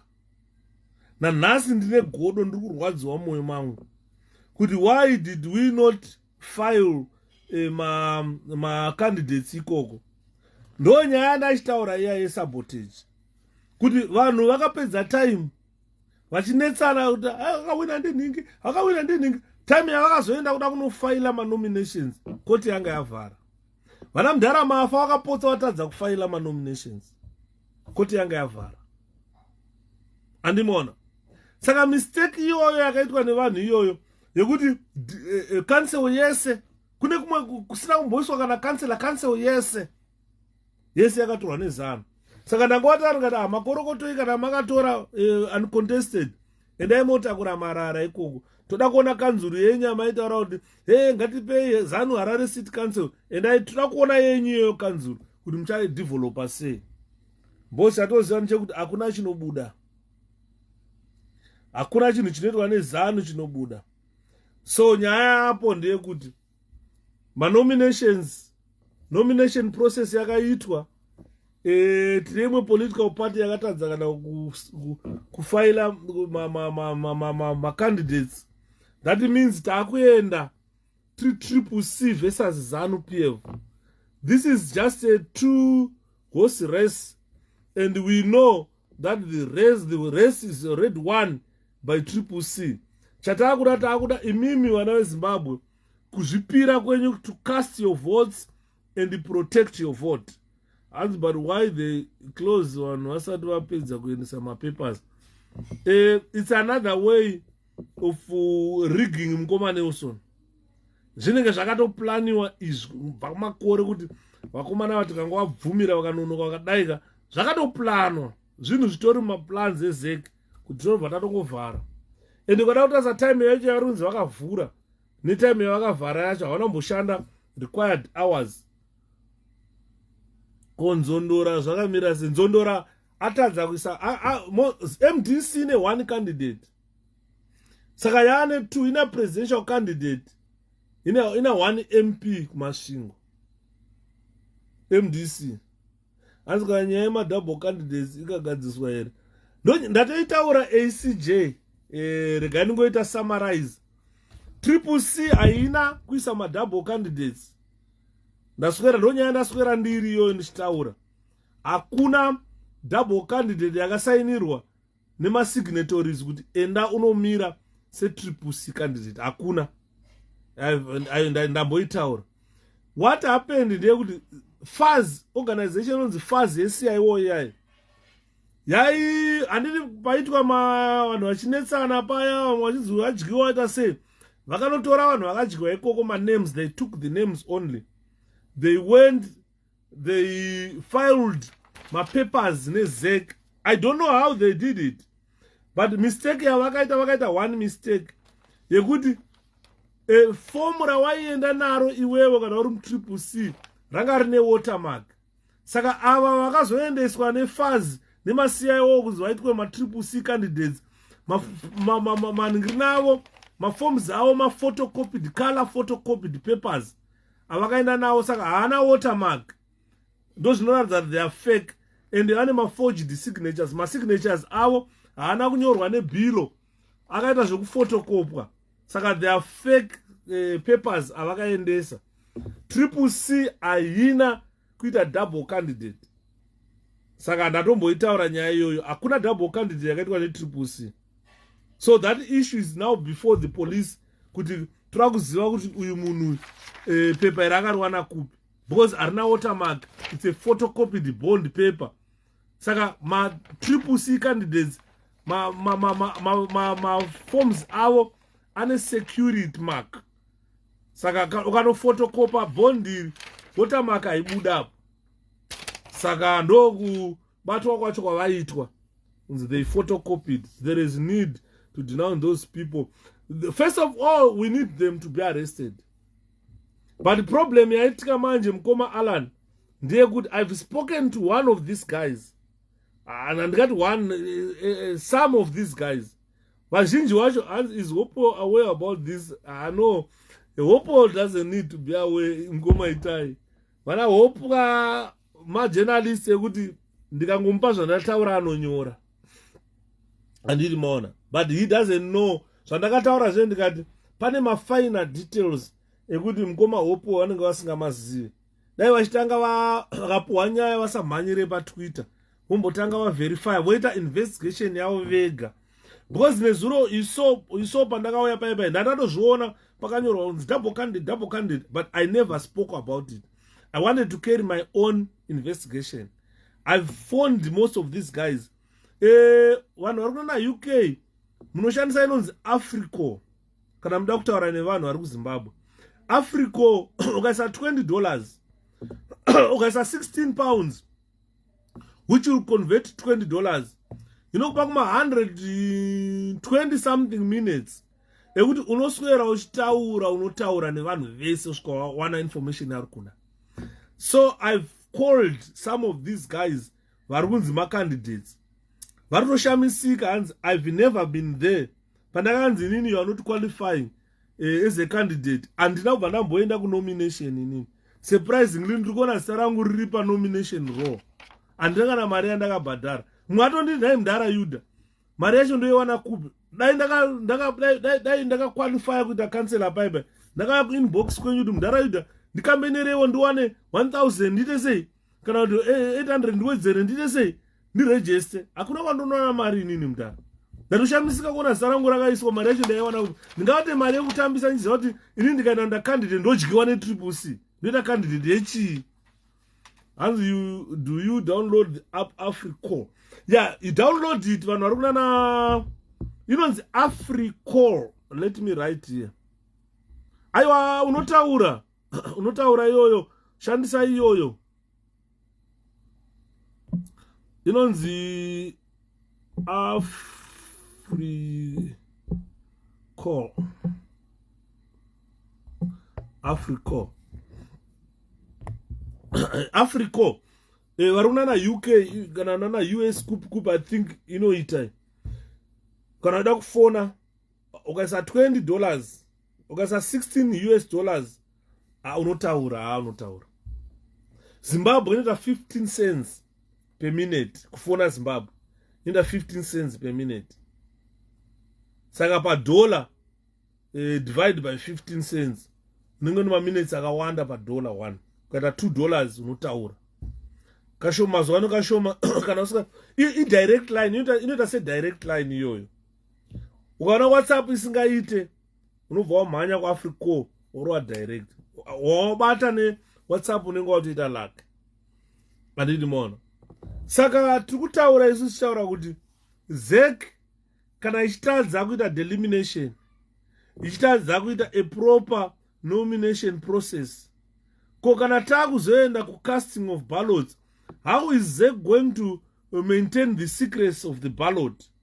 Another one is called airtime sharing. Unotaura manyama ayo unotaura saka ngatishandise iyoyo totaura direct call yekuti kana waona kuti WhatsApp yaramba enda unoirwa Africa unopinda straight unotaura andiriona saka a local tikatarisa ma political parties they must be machines of democracy.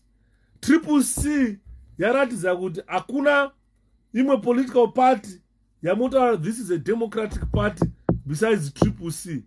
ndaona pane nduna achimhanyiswa achida kunorohwa nduna akuabhudhakitwawo mufesa aifamba aitaura achiteretena muliswa kuti indokuuraya ndakauraya vanhu vakawanda inini tazoona akubakwa pahuro kuchinhoyu saka ngotaurirai vanhu veZANU-PF kuti izvi zvinhu zvamunoita zvinopera izvi. Election iri chaotic but it's going to deliver a shocker. Believe me guys, we are going to deliver a shocker in this election because Zimbabwe, we want Zimbabwe to be back in the international family. Mnana Commonwealth, mnana, we want Zimbabwe there. What we want Zimbabwe, even among other democratic countries, could Zimbabwe hold down my elections at a regular time, hold down my elections are peaceful. After the 𝗓𝗏𝗃𝐶 winner, quite a peaceful transition from ZANU-PF government to 𝗓𝗏𝗃 government. It's really peaceful. This is what we are looking out for. As soon as ZEC iri kuvhongodza supu yedu, iri kukanganisa mararamiro evanhu veZimbabwe, tiri kufa nemasanctions muZimbabwe pamusaka peZEC. Aso pane solution panyaya yemadouble candidates. Hatina madouble candidates mukomatumirai. Hatina madouble candidates. Vanhu vakaiswa neZEC bye they've never registered as double candidates. Saka vakune vanhu vaenda asana zvaro zvamira sei. Vaenda kuZEC kuda kunoverify. Because we saw that list rere mangorionawo sekuona kwandaita. Anyone can type that list. Obva ndo macandidates aya. Saka kwaenda vanhu vaenda kunoverify kuti nhai ZEC taona pepa iri ndo list renyu here remacandidates. Because hatina vanhu vakadai kuti 𝗓𝗏𝗃𝐶 imi mune list remacandidates edu makatasa pamacandidates edu hapana vanhu vakadai. Saka vanhu vamamisa kuti ndo 𝗓𝗏𝗃𝐶 avo mavawanepi. So we have got a team that yaenda kuZEC kunoverify. Mugoma Philip zviri kusei mabi yangu wefara here. Saka hatina madouble candidates, hatina madouble candidates. So I'm just waiting for the team tinzoti vachazoti chii mangwana pavaenda kuZEC. Because nyaya dzati kutaura pana ndedzekuti Zimbabwe we want it to be kuti idzoke ichinzi Zimbabwe it's now a democratic country.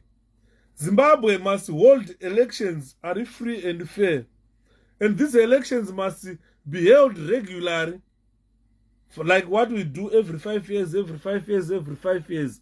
So what we want to see in 2023, we all know everybody's upbeat. Everybody knows now that this panic is ZANU-PF, these are the last kicks of a dying horse.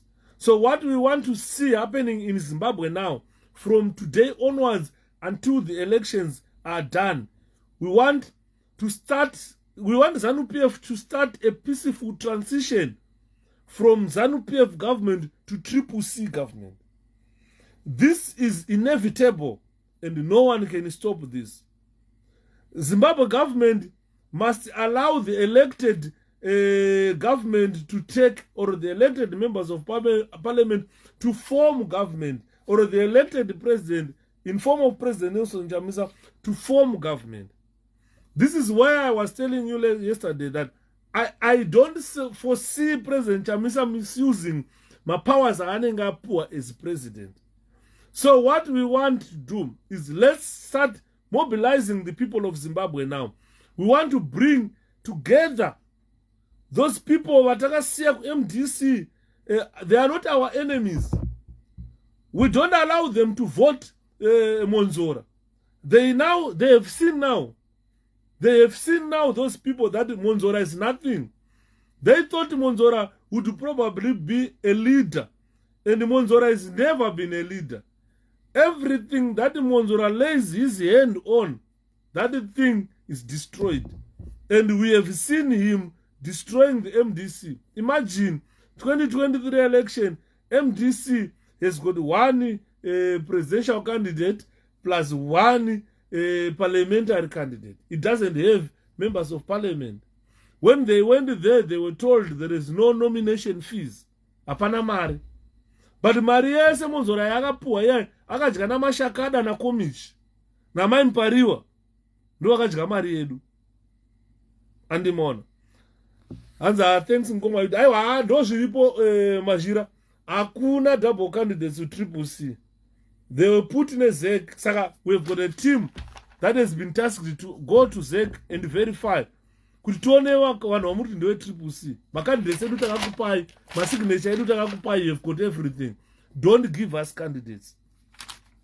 If anyone comes achida kuona achiti ndiwe 𝗶𝗂𝘂 da register mune signatures edu, your duty as ZEC is to verify these signatures with uyu ndiye up, uyu ndiye uyu, uyu ndiye uyu. Failure to do that, siyana ine sue. Andimona. Saka what we want now, ladies and gentlemen, look at ndikutaurirai. Vanhu vatakasiya kuMDC, anzi imbwa hadzisvinure musi mumwe chete wadzazvaro. Imbwa inozvara vana kana 5 kana 10. But vanoona zvakasiyana siyana, imwe inosvinura nhasi, imwe mangwana, imwe mangwana, imwe mangwana. Andimona. Tine dzimwe zvipopi zvakasara, isiri zvipopi zvakakasira kusvinura. Tatoona leadership yaMonzora kuti hakuna kwatiri kuenda. Nenhoroondo yaMonzora haana political party yakabata ikararama. And they are going to suffer to defend statements by Lumumba and 𝗖адц𝘂𝗂𝗂𝗂. It's exciting times. Really exciting. Ndaswera mkomakumbi amagaisa zviri kudini. Saka what I'm talking about tonight is takuenda kuma elections. Where are the MDC MPs now? They are no longer MPs, Mkomadan.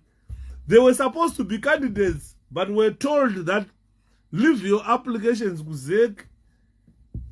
That's it. Because they don't have nomination fees. MDC yakadya mari yese yakapera. Chasara apa, if these guys can't fight for Harvest House here, Douglas Monzora is going to sell it. That Harvest House will be sold by Douglas Monzora. I want you to mark my words. Mchanzi wa Monzora after Harvest House yakakurisa, trauchaka ka MD, trauchaka ka affordable headquarters, and Harvest House is gonna be sold. Lumumba is now the chief election agent for 𝗖𝘃𝗂𝗂𝗂 and said the coming election is between Chamisa and 𝗂𝘃𝗂𝗂𝗂 and no one will vote Mnangagwa. Definitely, I don't see Mkomajabu. I don't see anyone voting Emmerson Mnangagwa. Because if you vote Emmerson Mnangagwa, you are voting 𝗖ḵ𝗂𝗂𝗂𝗂𝗂 to continue stealing your money, to buy a jet and fly whilst you guys are suffering, to buy Rolls Royce achitenderana nadzo muHarare whilst the majority of ZANU-PF are suffering. If you vote Mnangagwa, you are going to vote for gold mafia. They will continue to smuggle gold out of the country, fattening their pockets. Imimi kana makuya voters acho munenge makandirwa chingwa kunge hove. Munanomira pamusoro pechibhekari chiya chikanda chingwa muchigamuchira. You understand? Mukavhotera Mnangagwa, muri kuvhotera mai Muchangwa naMuchangwa kuti vaswera vari maprivate jets vachikuratidza kuti one tiri private jet tiri kuenda kuAmerica. Vanoswera vachidya mari yenyu vachirara mahotera kuAmerica. Imi makaoma miromo muchingonzi imbai chete musangano wakasimba kumasero. Unodya sero iwewe musangano. Unodya musangano wakasimba kumasero. Hanzi is Kupe contesting as no, she's not contesting. Palisi ripo kupa hapo. Anditi maona. Saka, I think Mbana Lumumba ananga right. The contest is between President Nelson Chamisa and Tyson. And we know the history of Tyson. That people who are going to vote Tyson are very few. Most of ZANU-PF people, Ibora Msango, they are going to vote Nelson Chamisa. Reason being, Tyson is a tainted man. Tyson anonzika sukuwela uya. He has been a violent thug for ages. He has got most of the people you see lying at the Harare, Zimbabwe, Harare Heroes Ekayai, are most of them are his victims. Achirushanda kunana CMD arikusiyayo. Aingona temba nema break vazhinji vakakudubuka vakapera kufa. Itaidzamara today. Tyson knows na Jonathan Moyo. This is see why Jonathan Moyo is bitter. He knows if 𝗶𝗃𝗃 wins, Jonathan Moyo returning to Zimbabwe, obviously he will be under lock and key. Because we want them to tell us where Itai Dzamara is. We are not going to mince our words. These are the people who know where Itai Dzamara is. So the investigation will be opened. The inquiries will be done. Culprits will be arrested. Ndosa murikona vana Jonathan Moyo vakutira kuda kunyomba vachitenga kutsigira Mnangagwa, because he knows kuti 𝗶𝗃𝗃 ikangopinda chete Itai Dzamara akubuda, vanomuburitsa. Kana vakamuuraya vakamufusira kwakamufusira, tichanowana mapfupa ake tichamutora. Saka they are fully aware of that. With that history, no one is going to vote Tyson. No one is going to vote Tyson. Never. Andimona. Saka ZANU-PF people vanamsenge vakataura vakati aiwazve chinjai hurumende. Bozi mukavhotera Tyson murikovhotera ZANU-PF ndiyo. Vanasekera mai vakudzoka. Vanachinamasa vakudzoka. Vanamutuli professors continue neeconomics dzavo dzekugebha. Unotoshamisa kuti munhu akaverenga mabhuku economics ero anotaura zvinhu zvakarongeka. Achifamba masopu achitaura vanhu dzikisai mutengo. Autaura vanhu dzikisai mutengo. Enda munoona kuti mafactory ari kuproduce here. Because if you produce zvinhu zvakawanda in bulk, mitengo inodzika. Because mukana mafuta shopu yese yakazara mafuta, unotengesera ana $100. Unotengesa $10. Zvinhu zvinodzika because you have got production. Kana uri finance minister akachenjera, auende kusupermarket udzorai mutengo. Aiwa, unoenda kwazvinoproduce tione muri kuproduce zvakawanda sei, wedzerai production. Mapedza. Ndosaka ndikutaura kuti finance minister Tendai Biti akamira izvozvi. TB rakamira izvozvi. Chingoti gedye TB pafinance. Modya muchiguta imi. Munodya muchiguta. Hanzi mukoma Yuda ndaita mubvunzo. What is exactly happening between President Chamisa and Alva? Nothing happening, mukoma Magaisa. Tendai Biti, he lost Harare East and he is fully aware. Haana kudyiwa zve-ballot paper zvezvekunzi moisa ma-ex monokana aiwa. Anga akapeta maoko achitarisa vanhu kuti kwamakamu kuraini rareba rake raini raita pfupi. woverengwa vanhu vaiona kuti iye adyiwa, haana kana nharo nazvo, iye muridzi chaiye haana nharo nazvo. Vanhu vezano ndo vari kumisa mazwi mukanwa. Hapana pacharaswa biti na honorable na president Chamisa, hapana. 𝗶𝗶𝘂𝗶𝗶 ichipinda nhasi, Tendai Biti will be vice president. Tendai Biti anogona kuita finance minister, Woshimondera vice president, kana Maikoroweta vice president. Hapana pari kuzoraswa biti na honorable Chamisa. Ini ndakabvunzwa ini nevanhu zvikanzi, who do you prefer between Tendai Biti na Makamu? Ndikati give an opportunity, I prefer Tendai muparliament, Makamu kusenate. But vanhu vari paground yekuHarare East, they felt that Makamu must come to parliament. They liked Tendai, they loved Tendai kuHarare East.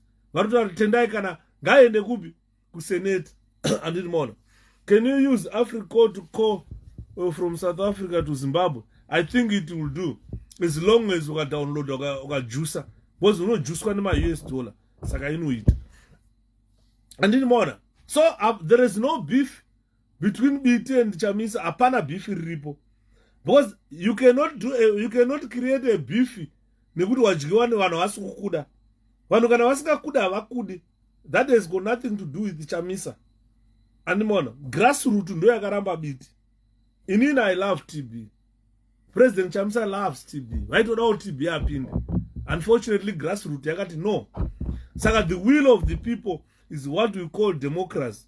Because democracy is the form of government in which the people rule, either directly or through elected representatives. So the people ruled, the people spoke. They want their Makamu, not Tendai. They've got their reasons why they want Tendai, why they want Makamu, not Tendai. But all of them, Tendai is our vice president.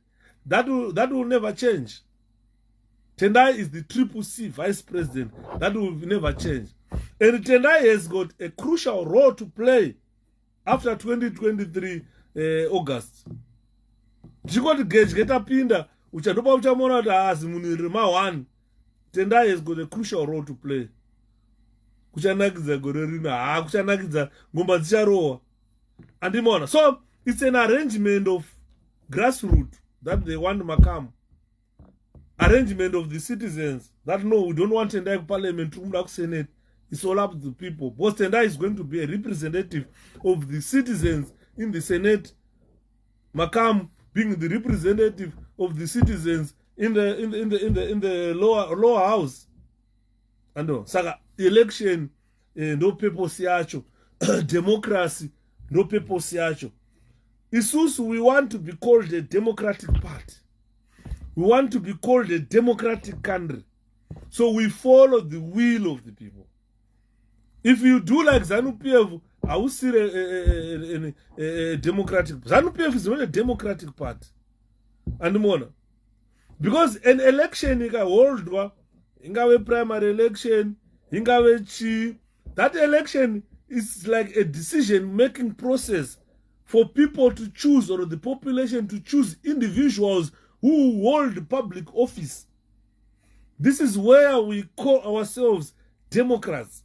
Nosaka muri kuona vakanzi vanoda vabiti zvisina nharo, zvisina ndakazorigwa mira yapo, wanda Makamu mira yapo. That was the mechanism used kuti kana wega uchiona kuti vanhu vachakuda unenge wakatarisa wakapeta maoko uchiona kuti 𝗖𝘃𝗂𝗂𝗂𝗂 vangu vashoma saka vanhu havachandidi. Hauna waunoblame. You blame yourself. You don't blame anyone. Anditi mona. Saka ndopandakati this is probably the purest form of democracy that was ever used by 𝗶𝗂𝘶. Yaishandiswa kudhara. Izvekubhaloti zvekusama X zvorigisa izvi. Ndakadzwa mumwe zviri subject to intimidation ndikati not 𝗶𝗂𝘶. KuTripleC haurohwe, hakuna anokuvhundutsira, hakuna anokubaya musoro sei wazonomira kwanhinga, hapana vanhu vanorovana. Matopedza motomhoresana, hey, hatajiwa shamwari, hatajiwa. That is pure democracy. Kwete ranzi ri subject to intimidation. Unointimidate ani? Wawadaidza kuti uya pano ndiani? Wawakatuma unoregister kuvhota ndiani? Munhu akazviendera ega nenhamo yake kunoregister kuvhota, tasarudze munhu anozomirira saka unozointimidatana. So those people vane mentality ZANU-PF, those were people who were talking about intimidation, that bereka mwana is an intimidating, intimidate because of wajaira corruption, wajaira rigging. Saka pazvakunzi chuyaitite free and fair wakuchema andimona. Saka now takupinda general election, ladies and gentlemen. That general election must produce mkaka wehurumende. Bosi katasa vachamisaka utoona kuti pano pakubuda mkaka panapa. The man is just responsible. What we just need is a ZEC which will conduct a free and fair election.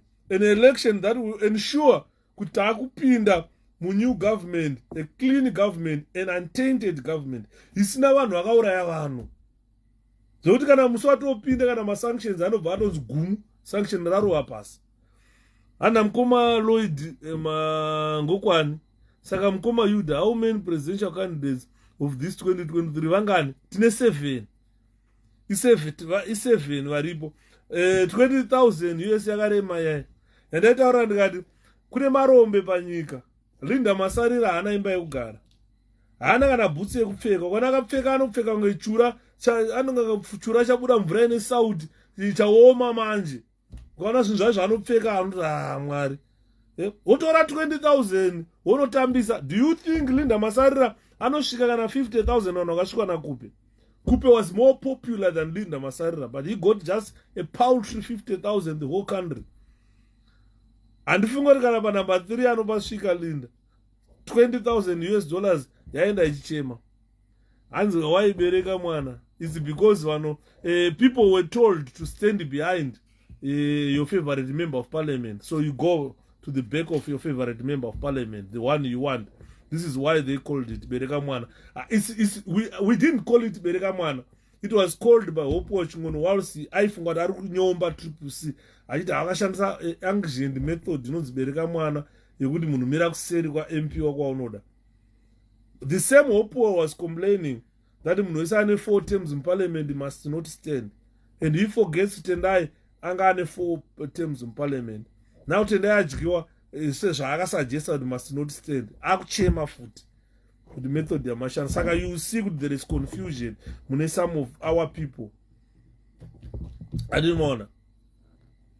Saka election commission yedu, which is responsible for administrating our elections or electoral process mu Zimbabwe, ZEC, is not doing proper job.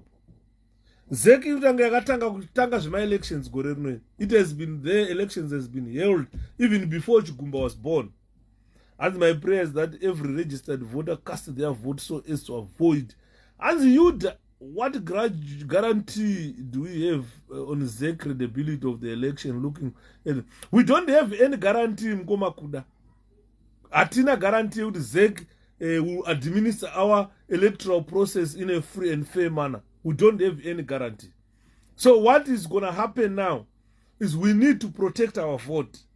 You know, the sugar chamisa. What we need to do, Ngoma Kuda, we need to protect our vote. Let the people of Zimbabwe go and cast their vote. Don't go home. Kushika ballot paper renyera verengwa makatarisa. Apana zva staff wa imomo. Mari results acha anoverengwa mopuwa imi moenda kumba. Andimona, ngaverengwe free and fair. Mari results makaungana mopuwa moenda kumba. So that will make sure that the electoral process will be fair. Because we are not guaranteed of a free and fair election as ZEC. So what we need is to enforce that free and fair method. Kuti vanhu vakavhota imi mugara ipanze.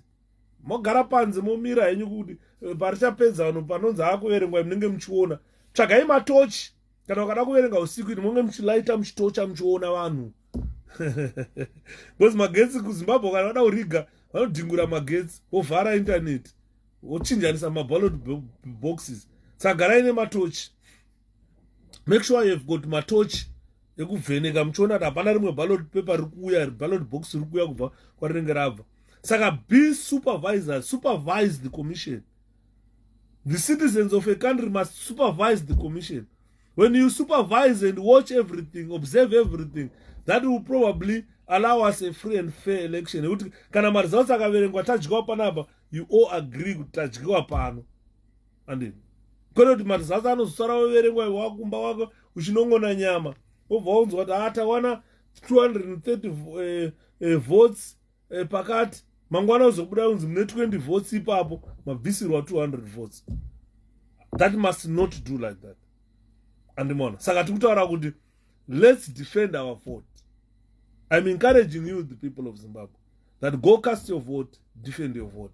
Be there until those votes are counted. Andimona. Because if you look at the members of the election commission at Nayo, most of them vana mnanga gba, vana mangwana, vana vari connected kuzanu. Saka tikatamba na vanhu ivava vanotinyunya.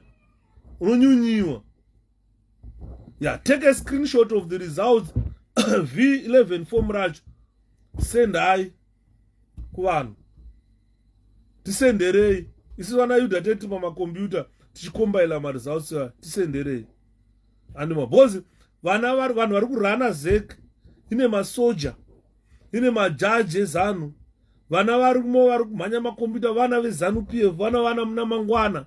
Saka that commission yeZEC iyaya ine vanhu vezanu. Saka tikatamba tinonyunyiwa. Let's not pin our hopes on ZEC. ZEC has never been friendly to the citizens. Inotsvagawo nzira dzekukunyunyai. Saka mimi rambai kunyunyiwa. Because these people were appointed nani na Mnangagwa. They pay allegiance to Mnangagwa. Vasi kuziva kuti Mnangagwa kana akabva, they will remain as ZEC. Nobody anovabvisa. So their term of conditions is determined in 𝗓𝘂𝘀 Mnangagwa. Instead, it should be determined by parliament. Saka tikutaura kuti ZEC kana pakuzoiswa ZEC, let's give parliament powers to appoint ZEC and remove ZEC. They must be accountable to the parliament. Kwete kuna president. And iyo nyaya yekuti president yacho appointa ZEC, saka akwambo vangotora vana vachizadza kuZEC. Saka election commission yedu yatinayo, members acho, they are ZANU PF people. But kuZEC kuri kunzi kune zvibhakera one. Kutaura kwevanhu, what do they do? They create kanyaya kakaita saikako imi mutobhilivha. Zvatiri kuita pamukoma Nelson tiri kuda kubhilivhiswa. Saka let's stop believe that. But what they want you to believe there's a fight there.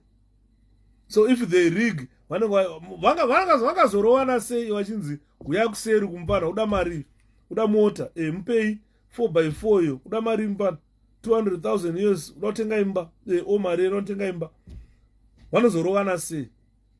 Boss kuseri vanonzi mupana basa rako mari mota imba. Zvese vanozorowana sei. So they want us to believe there is a fight. Yori kana panozoda mota daiwa ZEC tavairowana saka atadyiwa. Andimona. So let's stop believing that. Let's stop believing that. Well, what we just need to do, when we are suspicious of ZEC, let's remain that. So that we must be proactive. We have been reactive all along. Makore ese we have been reactive. So let's be proactive now. And it's more. Saka ngatirege kubelieve Mkoma Nelson. No. Because if you look at how constituents were delimited, the preparation of the electoral roll itself, you must recognize that issue is hakuna fight with ZEC. Delimitation report vakaita vese yavaiziva kuti it's flawed. Voters roll vanoziva kuti it's flawed. Vese vari kuzviziva. Aniwana. Hapana asingazive kuti inonzi 𝗶𝗶𝘂𝗶𝗶. Macandidates acho auya kana candidate yavo isina signature, you don't accept. They know signatures to recognize so that they can record you on the nomination. But they didn't do that. Instead, they were picking their own candidates, giving to 𝗶𝗂𝘂𝗶, who were never there. Saka, the issue of delimitation, the issue of electoral roll, the issue of recognizing a political party, already we have got queries there. So we must not trust ZEC. So let's defend our vote. And let's defend our vote. Because utikareka kudefend our vote yedu, hatina zvatinenge taita, because we know now how ZEC is going to conduct these elections.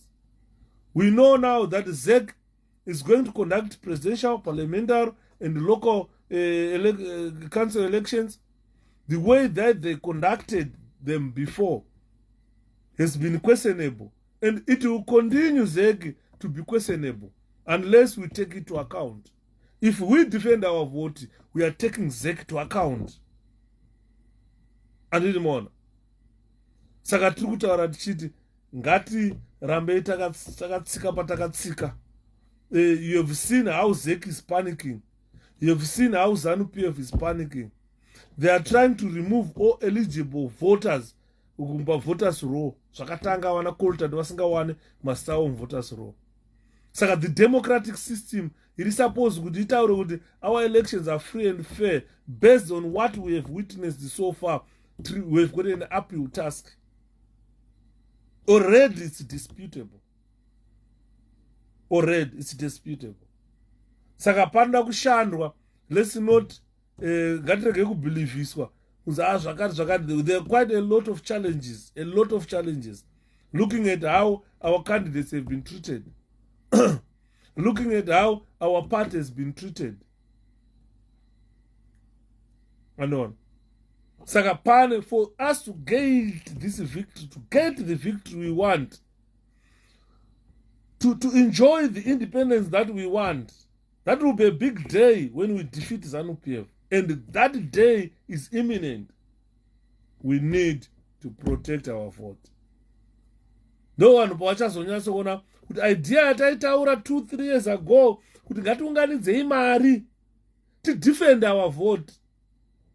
Vamwe vakati mari dzedu dziri kudyiwa, mari dziri kuita sei, andimo tasvika paakudiwa mari iyaya.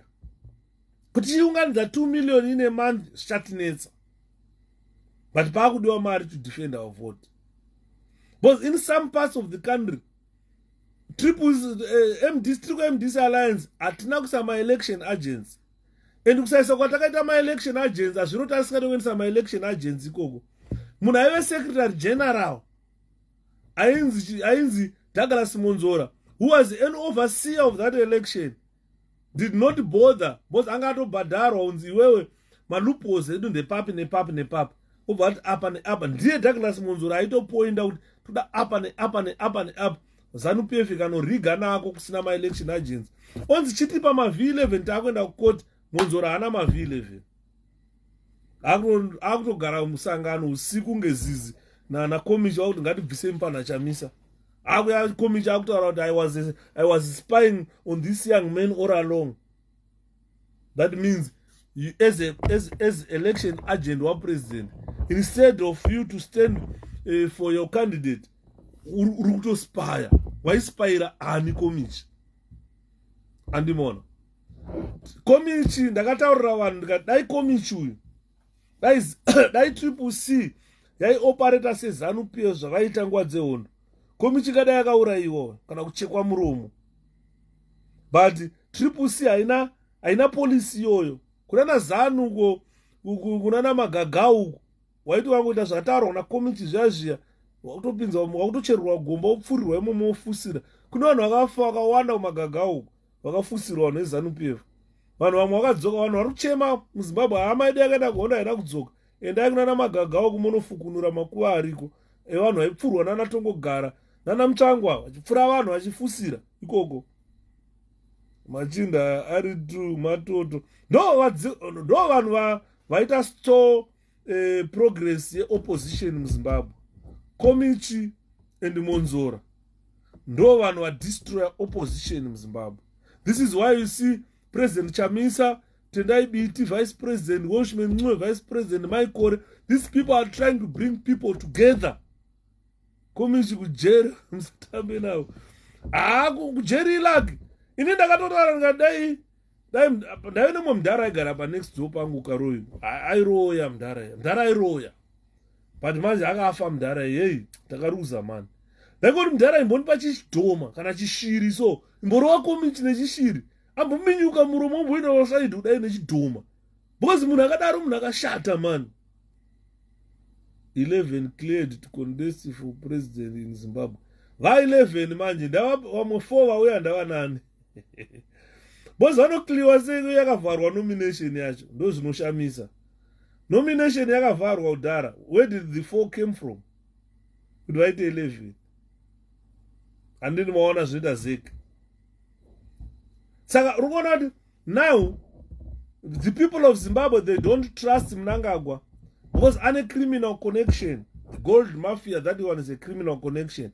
Most of those guys in the gold mafia documentary are known thieves in Africa.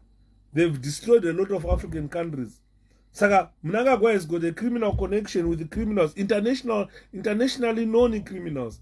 You cannot have a president and internationally known criminals, my drug dealers, my gold smugglers, my robbers. You understand? And these are people who have been pushing policies in ZANU-PF to make sure that the electoral system or the race favors them. Masarazo di akazobhadhara adzakaenda nemaratijes and all. Saka what they are simply looking for are tickets to smuggle our gold. Mnangagwa anorana a cartel. He has got a group of criminals that assist him to milk the country. Vaisamari kuma foreign countries. Saka vanhu vakadaro ndosaka muri kuona izvozvo vakuda kurovana vega vega nanakasukuere kuzanu. So where is Java or it is?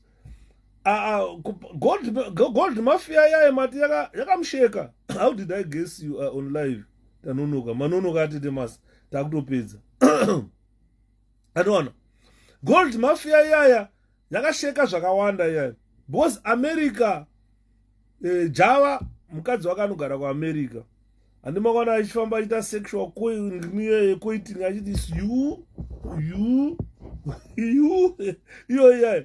Saka obvious kuAmerica ZANU-PF iri pama sanctions, iri pama targeted sanctions. And the Americans will be interested. Kuna FBI or nani, they will be interested in Java. Musano kunyarira kwaita mukafuka kuti hakuna zviri kuitika behind the scenes. And vanogona kutomuvharira kuAmerica. Boys vanogona kutonomusecha kutoona ane goridhe rekuZimbabwe. He was probably one of those people who were used to smuggle the gold. Boys aifamba achita selfie na president. Achitaura kuti mupana wangu wemombe. Ungafamba nengwena iyo. Andi mnona. Saka izvozvo it caught the intelligence eyes. Obvious andoenda parada. Zvamamizwa zvachitaurwa navanhu vaiti Shepherd usataure zvakati unoenda parada. Obvious tiri pamarada eintelligence. Zvinhu zvatotoziva kuti kana MI5 kana MI6 vanani vana FBI vanani vese titori parada vana Shepherd. Because takaripotwa chinzi materrorists. Adola ZANU-PF inoshaya nyaya vanongobata phone varungu, they don't dismiss information, vanochengeta vachida kuona kuti uri muterrorist here. Andoona so hanzi kakabva kanzi kachadzoka zvako but ndofunga vakambokati dzvidzvidzi. Kana mukadzi wacho handifunga kuti achakada kamufesikeke. Mukadzi wacho hanzi akutoda baba Harare. Mukadzi wacho hanzi akutoda baba Harare. Saka what you are seeing guys, andichada kuramba ndichitaura tingatorara pano. Problem yatinayo manje ku-𝗶𝗶𝗶 taita problem yekuti 𝗶𝗶𝗶 yazoita kunge a job anaro gold rairatidza maititi obvious. My Mchanga was grilled on South Africa TV interview long time mukanya. Zviri sei ngoma John? Zviri kufamba here. Saka you find 𝗶𝗶𝗶 yakuita nge company that is going to employ vanhu. Nosaka muri kuona ma-complaints ari kuwanda kubva kune ma-losing candidates. These people, ma-losing candidates, vaiunganidza their family members and they dominated ma-campaigns. Saka vakuunganidza zara rumine vari vanhu muri mwe chete vakuchema kuti president tikuda candidate yakati. No, we don't operate that way in politics. We don't want families to dominate our political parties. No. 𝗶𝗶𝗶 haisi kambani yenyu yekuti imi munofanira kungoemployiwa chete, haufaniri kudyiwa, ndiwe unofanira kuita kansela wega. Out of 10 people vakanga varipo, why do you think you are the best? Kana iwewe wadyiwa, let's accept that, let's support the winning candidate toenda mberi. Because the ticket, pane ticket remunhu one, we cannot take that ticket and bharura it, share it amongst you guys. No, toda one candidate, and toda one candidate. So the selected candidate, iye ndiye watiri kuda. Iwewe kana wakatadza kuita kupinda pa, inonzi tough luck. Let's support the selected candidate. Andimona. Kana tadaro chete, takunda wakomana. Where are we going? What are we going? We want Zimbabwe to be Africa's largest democracy. To be honest with you, we had the potential to be Africa's largest democracy. And Zimbabwe deserved that. Why I'm saying that? Is patakapinda 1980 vaivepo, makanzwa Mugabe vachitaura vachiti, this is a multi-racial country. Murungu akarada MP regaite MP. Murungu akarada president regaite president. Ini chauya Mugabe nichaitawo president. Yo kukwidza kana wakunda ita president. Andimona. So what ZANU-PF failed now to make Zimbabwe the largest democracy in SADC is free and fair elections. They failed to do that. Wakatanga corruption, wakatanga kuabducta vachirova.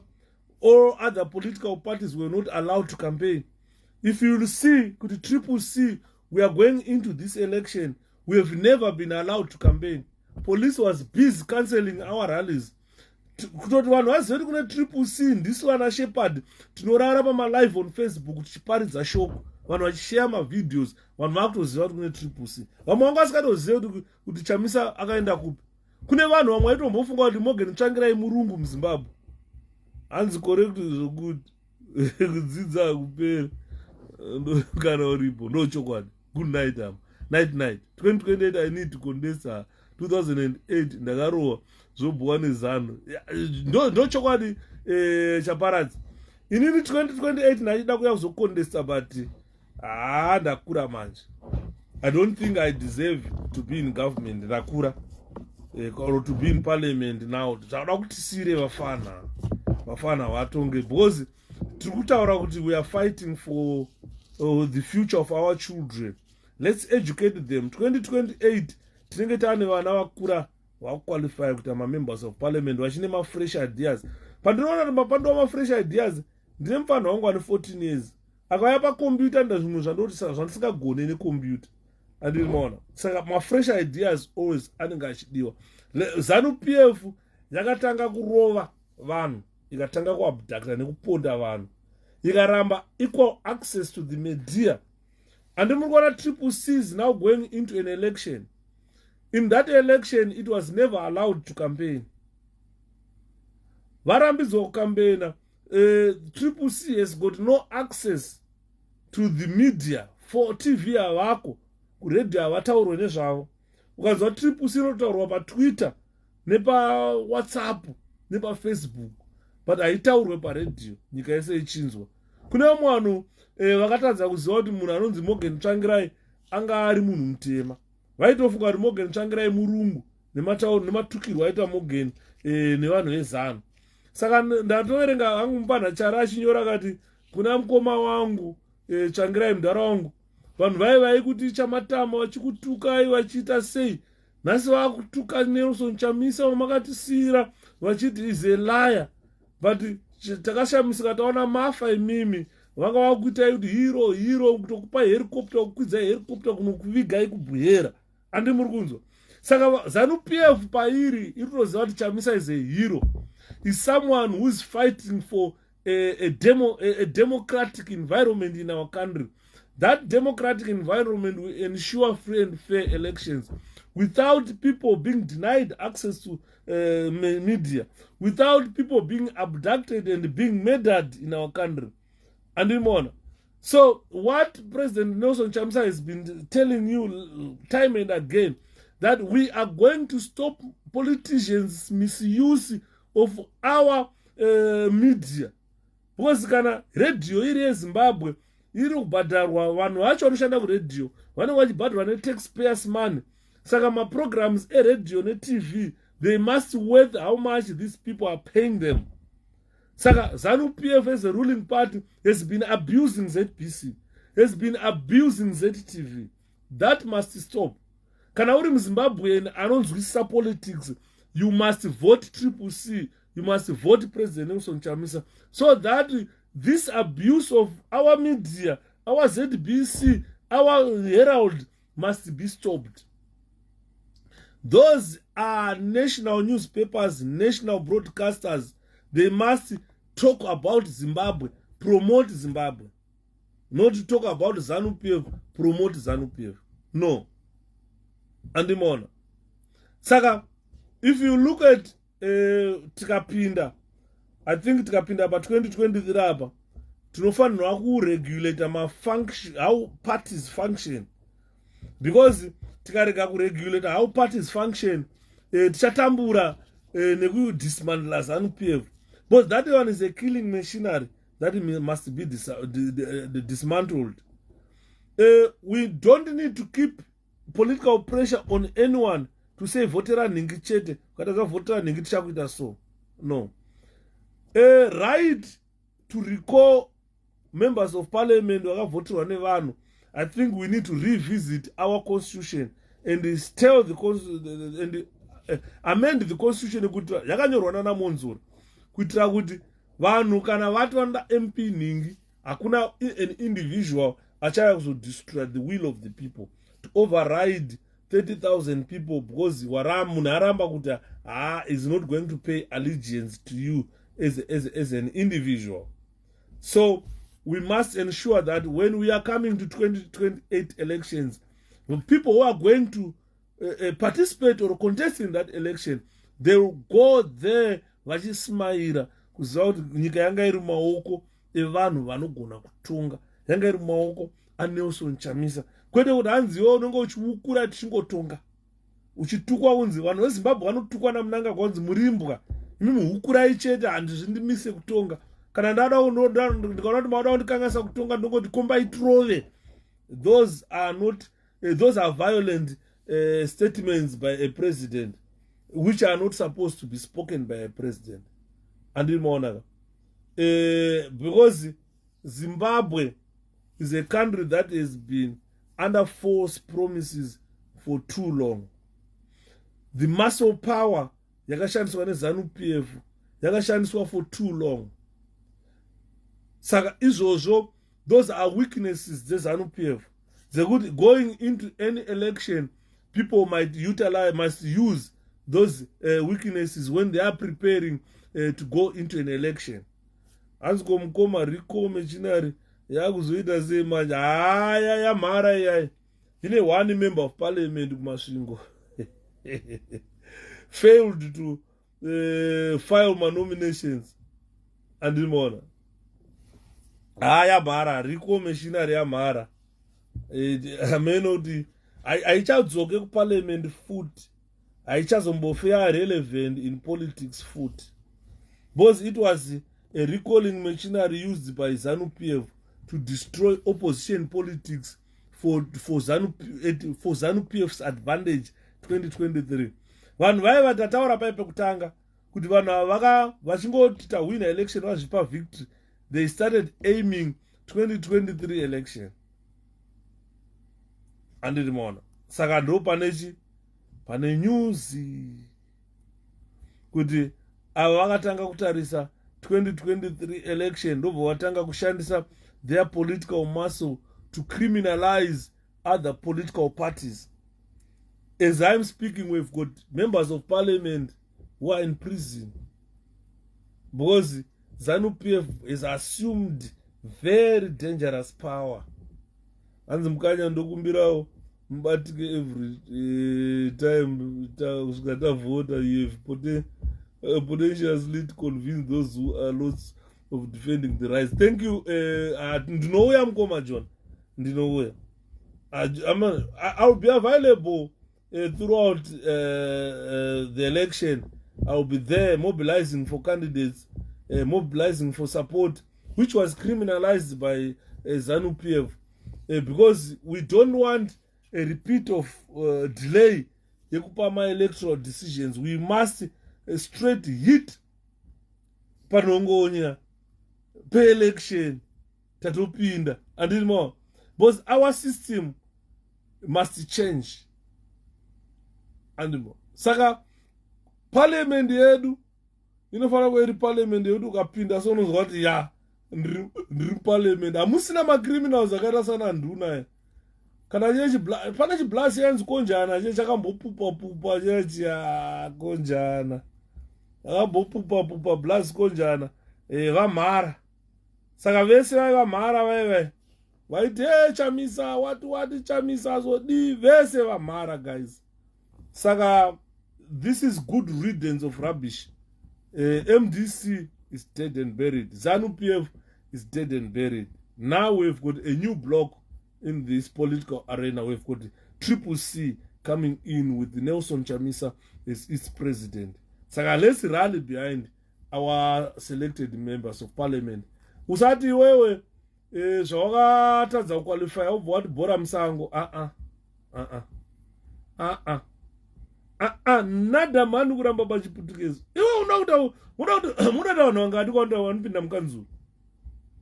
Pauda one candidate amusikuda wamese. Saka kana munhu apinda tomuti makorokotoi. Ndatomboti kuna makamu, congratulations, hana undidaira. No problem yandiona yatotaura members of parliament edu. Nyaya yekuve pombasi. Apa munhu asati atombovhoterwa kuti MP. Namuti makorokotoi yatika. Namu ndazviintroduce kuna makamu. I don't know him, he doesn't know me. I've introduced to him zvakakwana. Ndikamutaura kuti I'm a former organizing secretary weHarare East District. Messages angu amaona anga achitika. But haana kundipindura. Vane arrogance katisingade vanhu members of parliament edu. Vane arrogance katisingade. Isusu ndisinomobilize vanhu. Ukaramba kundidaira ndakuti makorokote vamakamu makawina kuHarare East orega kundidaira. Then already ndakutoformulate something in my mind kuti uri munhu akaita sei. Kana wazohwina constituency iyoyo uchazotionawo here kuti kuna naYuda kungomhoresa. Unozadini kungomhoreswa chete I'll be okay. Hanzi personal people skills anodiwa. Vanhu vese vakashandiswa naED namunaka vakatoona. I'm appealing to our selected members of parliament who are going into this general election. Kuti mudai mamuchiziva kuti electorate chainongoda kurecognizwa chete. Kungondimhoresa kuti Yuda wakadii ndinofara zvisingaiti. Ndamhoreswa na MP. Unoziva kuti Mutseyami Prosper anga asingapedze kana 2 weeks asina kubvunza kuti Yuda uri sei. Ngondimhoresa chete. A lot of vanabvondwa vana chidhakwa vaigara vachikubvunza muchoni zviri sei. Ngondimhoresa ngondibvunza kuti uri sei mwana wamai. It's very important for an electorate, for a supporter.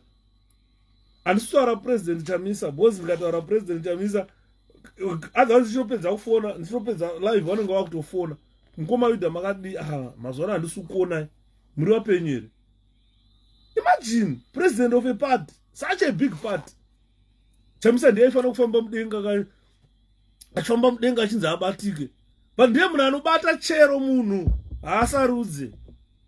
Saka iwewe oda kuti sarudza. Tinenge tichikuona saizvozvi. Tikatanga kuformulate how you are now 2023 tokupa goodbye. Ozotanga kuchema futi. Saka kana uri candidate pinda muvanhu, mhoresa vanhu. Inini mwana pesi pandinoya pa live on Facebook pana na mainunu akabve pano. Achingopinda ndokumhanya makadii mainunu mukoma sikumbuzo makadii kumhoresa vanhu, appreciating you guys for being here 2 hours 3 hours muchiteerera kuti Yuda kumberi kwachati kudii, muchibvunza mibvunzo ndichikupindurai. I spend my time researching for this. I spend my time phoning people back Zimbabwe. Andina kana ndakakutaura kuti pane munhu anokumbira kuti ndipowo mari yekundifone. Hapana, I use my own resources. Ukaona ndakuya zotsvaga mari panapa pane problem. Pane problem inenge iripo. Ezvo tiri kutsvaga mari yekuti tiise tombstone paguva ratondirai ndira. ndakataura kuti every time charamba tichingosvitaura nyaya iyo kuti so far kuna vanhu 3 chete vakabvisa ma2020 andimona hatisi kuzomira kusvika guva iro ravako. Hanzi comment section block that person called 𝗂𝘀𝗀𝗂𝗂 is a stupid man. No, mkomani, let's not block one. Vamwe vanenge vachida kudzidza. Handa kutoda kumhoreswa mukanya. Mukoma Jonathan Motsi ndakumhoresai wani. Ndikati mudhara wangu murisei. Inini I don't ignore munhu. Ndakataura ndikati kana ukandisendera message paFacebook. Ndokuratadza kupindura there and there. Maybe nende zvanenchita, but I strive at all costs to talk to anyone. Wasenda message, vamwe vanosenda vachituka ndokupindura zvakanaka. Mazvita matuka. Wega kana wakunorara unorara nechituko chako. Mazvita matuka baba. Zvakakwana izvozvo. Andimona. Inini andiignore munhu. I don't want to ignore anyone. Because you never know kuti mangwana unenge wakupi. Ndakanzira babalameki. Baba Shepherd. Mukaona tishoya mukachema muda help tikakubatsirai. Azvire kuti ndiri kuitira inini, ndiri kuitira vana vangu. Mangwana ini handizondofira ku, ndikona kufira mumaoko emwana wenyu. Munogona kuzofira mumaoko emwana wangu. Uno ukama hwedu ihwo watikutoruka panapa. Taona babalame kana ndikaita dambudziko munomhanya baba. Andimona. Saka ukaona uyani wachituka uya. Toketa kumutaurira kuti shamwari. Panapa we are talking about elections. Anditika. Kachitaura zvinyaya dzema-elections panapa, tikutaura panhu pauchazoenda onesa X yako pana president Chamisa. Kana wakandituka ndoda X yako pana vachamisa chete. Unongondituka ndoti mazvita mukoma. Mukoma ponela nehamba nayo agona kunacho unoziva mazvita mukoma ponela. Asi X yenyu ndoida panani? Pana president Chamisa. Mukoma Alexander ndoda X yenyu pana president Chamisa. Hanzi Jonono akablokwa na president. President wakatononoka, wanga watononoka kumbloka paipa. Ndopandakataura ndakamnyorera Jonathan Mongari president wakambobata button. Wakambobaya button but izvo zvazosvika pabutton rakaritsvagwa rakachidiwa nevana veZimbabwe kuti havana here Blockville. Vambokanda ichimusoro bhangu ichi. Unoziva musoro uya ukadata brain dzakadzisvike kwese kwakareba kweko. Hakuna chinhu kwese kweko. Pamwe dzakangoperera halfway. Both brain dzinocompacta kudai. Kwekwe pamwe kungone furu kana chibhonzo chinomuremera. Musoro kana wakadaro unorema. Unoremerwa nemusoro. Indakakura ndichinzi chimusoro. And 𝗂𝘀𝗀𝗂𝗂 is open to everyone who wants to learn about politics. Definitely. Inini ndino make sure kuti everybody is respected. Panapa andituke munhu panapa. Pana mwana akabloka vatokumbirwa nevanonzi bloka. Vaiuya vachituka. Chemukuti chamai vako vachituka. Autuka mai vangu vakafa kudhara. Ari mhepo. Vamwe vacho ndakazopedzera ndavataura kati baba. Inini ndiri a-trained man, ndiri muuto. Ndisaka ndikavaya pana kunemba dhiri. Rairo. Vanogara mudhiri. Dhiri. Raremba nje. Kumotivata. Ndiri muuto inini. Kunditi chemukuti chamai vako, that doesn't affect me. Amai vacho havana here. Takatambofunga kuti havana here chikutaurwa panapa. Kana vanacho fine, chitaure ndichawama hachisi chako rungochitaura chete. Andiona. Saka panapa we strive at all costs to make sure that everybody is respected. Every opinion given here is taken into account. Any question asked here is replied. Kana ndisingazive ndokuudzayo kuti handichabvunzawo kuzodzoka kwamuri. Handiri muri kuona. Ndozvinoitwa mutu akatrainwa. Ukanonda kuti hasha ndakupopota ndakutuka quickly come to my inbox and tell me kuti mukoma Yuda, this is not the Yuda we know. Anditi more. Saka boss, I'm here to teach people. I'm here to help others. Vamwe vanenge vasingazive. Izvi zvananga vachichema nyaya dzema-double candidates. Hatina double candidate takaisa. Vanhu vakaiswa nefazi. Saka maona takuda kubvunza fazi kuti vanhu makaona kupi tone nomination forms avo. And toda kuona ma-signatures acho. Simple. Kana varamba toendesana kukoti, tonovhurirana mapepa okoti, toona kuti vanhu vavo vakabva kupiwa. Very simple. Tatowina election. Adidi. Good night. 11:30 tataurisa nhasi. Saka ndoda kuti murare zvakanaka. Ndakanzi nemumwe munhu haufani kusiya vanhu vakawanda so manishipad. Ndikati time inenge yakwana. Post akanzi tiite ma 2 hours. Saka takusvika ma 3 hours full time yacho yakurebesa futi. kuitira kuYouTube vanhu vanenge vakuzononoka, but vamwe vari kuona vamwe havasi kuona. kuYouTube kwacho pana vanhu panapa vasina kusubscribe. Mukaenda paYouTube pakanzi The Rebel, munosvika mosubscribewo paYouTube pacho kuti nhamba yevanhu iite sei ikwire. Kukwira kwenhamba yevanhu ndokuvhiwa ship yatinenge tichiwana vanhu vachiuya vanenge bosi paka 1000 like video yaChidumo iyai ine 75,000 vanhu vakaiona, and the number is rising. Andimona saka the more you come and subscribe, the more people see it, the more people the word spread.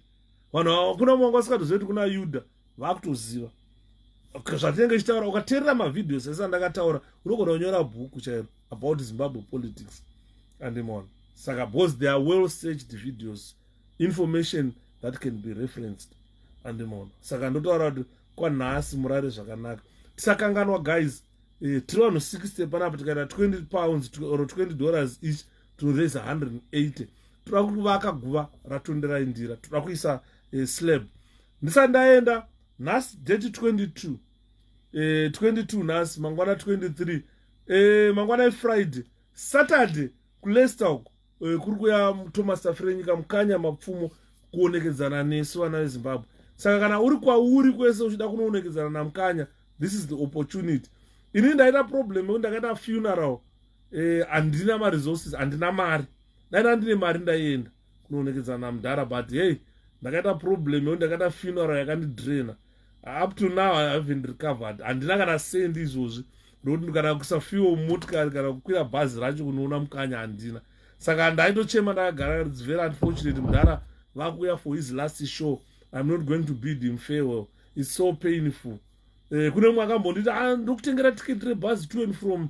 Ndikati dai zvagona kuita ndaingonosvika ndongoona mukanya ndodzoka. But unfortunately I can't. I'm financially down myself. Saka I'm not going. Asi mukanya vari kuya musi weSaturday vanenge vari muno muUK kuLeicester. Saka vari kuya kuzotionekedza basa ratakavabatsira. Taitenga music tichitamba, mudhara vachikuma vakakuma mukuru uya kubva hondo ichitanga kusvika yapera vachikuma, kusvika ZANU-PF yatanga kutonga nyika kusvika yaora, mudhara vachikuma vachivaudza kuti maora. Andimona saka mudhara wedu is our hero, is our icon. So let's go support him. Tionekedzana navo nemusi weSaturday paLeicester. Good night. Morara zvakanaka naye.